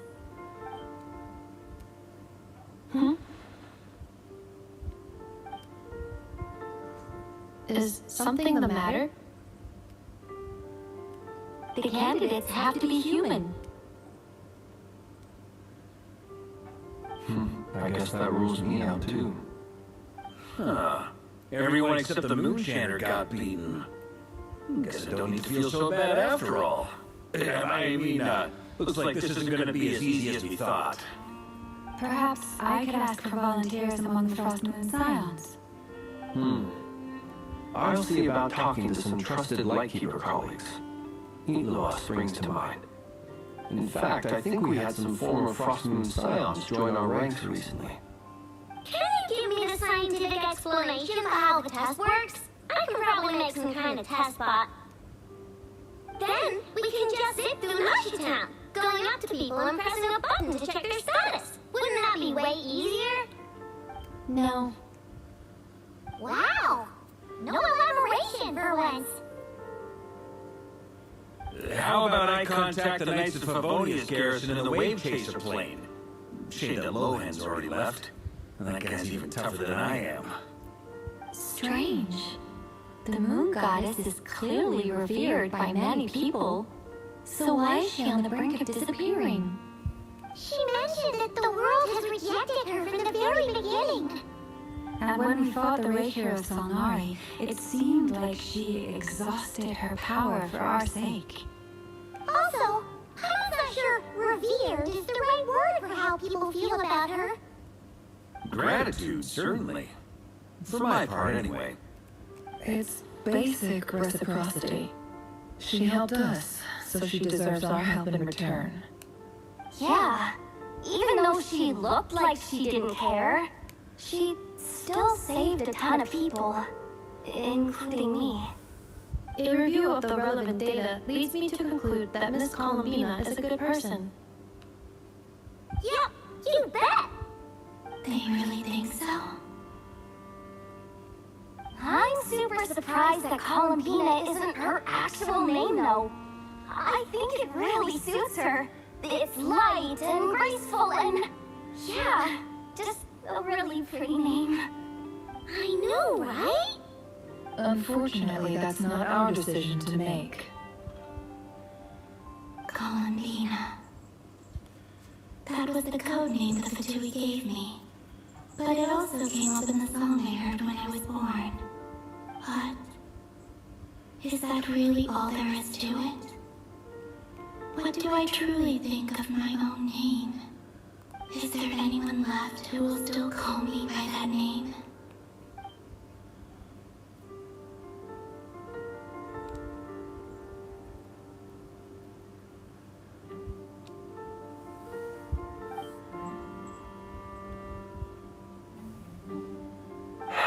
Moon Prayer Night is getting closer by the day. We're running out of time. We need to look for other candidates. Then allow me to try. Huh? What are you doing here? You contacted your friends via the Adventurers Guild. Sandrone has been keeping an eye out for something like that, so she informed me. Since I have the ability to accommodate a moon marrow, I should prove to be a suitable candidate. Arlecchino. When can we begin? I see. We can begin right away. How was it? Did you feel any discomfort? None at all. Then it seems we shan't need to look for additional candidates after all. Great! Cool. Alright, like Paimon said, the rest of us can take turns making sure the three of them stay warm and comfy. Then my job is to take care of the caretakers. I will ensure everyone receives food and accommodation. I'm ready as well.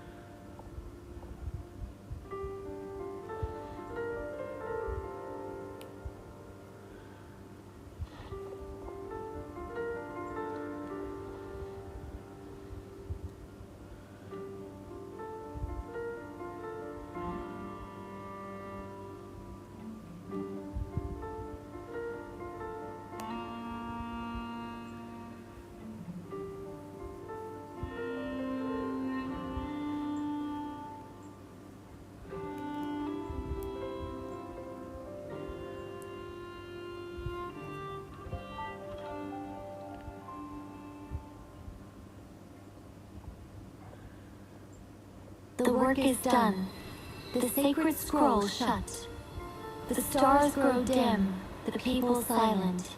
The white sun sets, the silver moon rises. O path to the temple, appear now before us.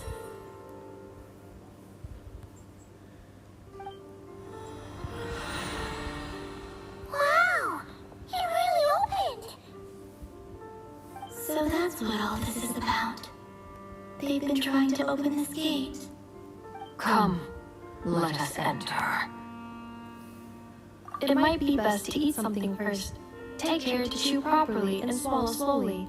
It will give your body time to readjust to the digestion process. They will head in soon. They will need to enter this gate.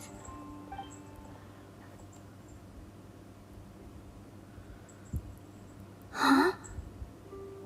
I cannot pass through. Is it because I have no physical body?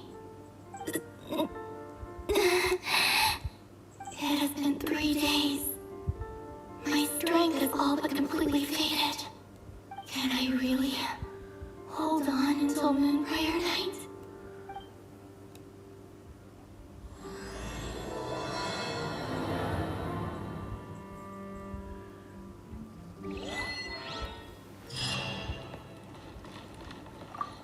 It's good to know you're all well. Puts me at ease.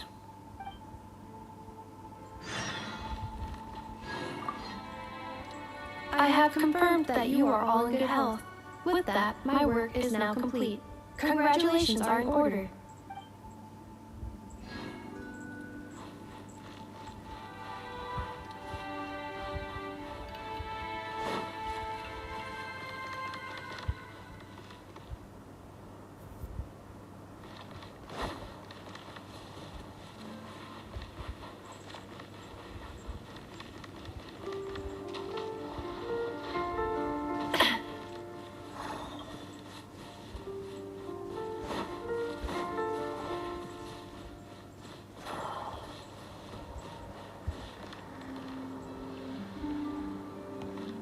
Well, I'll leave it off there for today.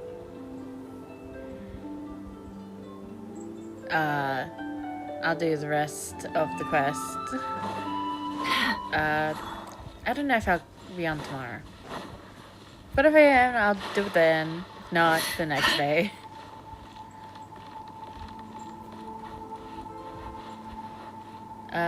Thank you for joining. Thank you for watching.